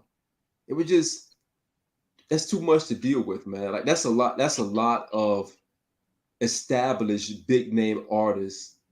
Even Janet Jackson came out. J Lo came out that year. I think that was J Lo's first album that came out that year too. So you're going up against a lot of big names, and it's hard to compete, man. But again, we could do this all night, man. We could do this all night. Yeah. Man. It's shit, about 2 minutes to 11. Yeah. Shit, nigga, you needed the work. Yeah, man. It's been a minute, man. It's been a minute. Shit, I'll be in Sacramento next week, so I had to get this one in, man. Shit. All right. Yeah, I figured that. So I figured you wouldn't mind going a little bit longer tonight. Yeah, man. Especially since we got in your bag. Yeah, for real. We got Rika in the comments. We gotta get Rika on the show, man. We got Rika talking about. I've been trying to get her ass on this goddamn show, man. She talking about she do so damn much and shit. We could be doing nothing, man. We could sell pocketbooks, man. You know, in Georgetown, man. We could be selling our knockoffs in Georgetown, man. She ain't doing nothing, man. She ain't doing nothing, man. But yeah, man, good show tonight, man. Good show. Good show. Good show. Thank Shit, you all for listening. For real. Go ahead, man. shit, Take go us ahead, take home. us out, man. Shout out to the team, man. Shout out to the homie Mark for being in the comments tonight. Um, Mark is in a zone right now, man. Mark is like old boy off of Biker Boys. Man, he's like tunnel vision right now. Got a lot of great things going on that he's locking in for Monday. I'm excited to see that. So shout out to Mark, man, for just being in the comments tonight. Shout out to Rika for hopping on as well, talking this music thing with us and just vibing with us. Shout out to Tina. Shout out to my Wiz. Shout out to Stats for hopping on the comments tonight. I saw Trey in the comments. We had some others from YouTube. A lot of YouTube comments tonight. So we appreciate that. Shout out to the team, man. Shout out to the guys podcast. Right now we are in the early phases of really just doing some things that we're working on. You guys start seeing some more promotion and advertisements on that. So we got a lot of different new stuff coming, man. A lot of different new content. I know I said it before, but this time it's going to be like a whole new vibe, man. Tonight is like the jump off, the jump off to all of that. So we're looking forward to that coming. So please keep your ears and eyes open. Got a lot of shit on the way. Shout out to Blackjack TV, channel 199, Zingo TV. Shout out to Surge Sports. Yes, we are in the sports as well. So we got that coming. Merv got some shit that he's baking up right now in the oven. So please stay tuned to that. We got a lot of stuff coming up, man. A lot of good stuff, a lot of more content. And we just appreciate anyone who's just taking out time to listen and rock with us and just vibe out with us. We appreciate that. We appreciate the comments. We appreciate the engagement. And yeah, we got a lot of shit coming, man. So, and also Mile High Radio. Shout out to Mile High Radio and all those on the front lines behind the scenes. Appreciate the love. Anything for your side, Merv? Nah, man. Good seeing you. It's been a while. That's why we touched so many different topics tonight. Yes, You know what sir. I'm saying? Went from celebrities to ratchet to entertainment to sports to music. Touched a lot of topics tonight. Yeah.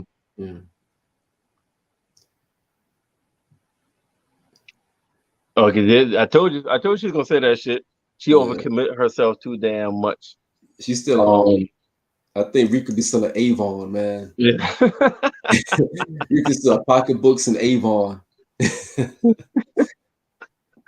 So, but And nah, Mary man, Kay. good. The end of the show, we use them in your bag.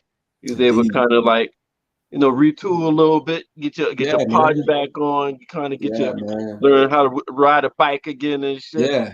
Yeah. Got to spar a little bit better, man. Shit. You got me in this mug, like looking for like ring the bell, man. Throw the towel in, man. Like shit, man. I ain't did this in a minute. Like, damn, I'm hurt right now. Yeah. Yeah, you be all right. Yeah. And you tell me, all right. Yeah, real. But yeah, man, that's a show. We good. Yeah, We that's out. the show, man. Yeah. Peace. Appreciate y'all.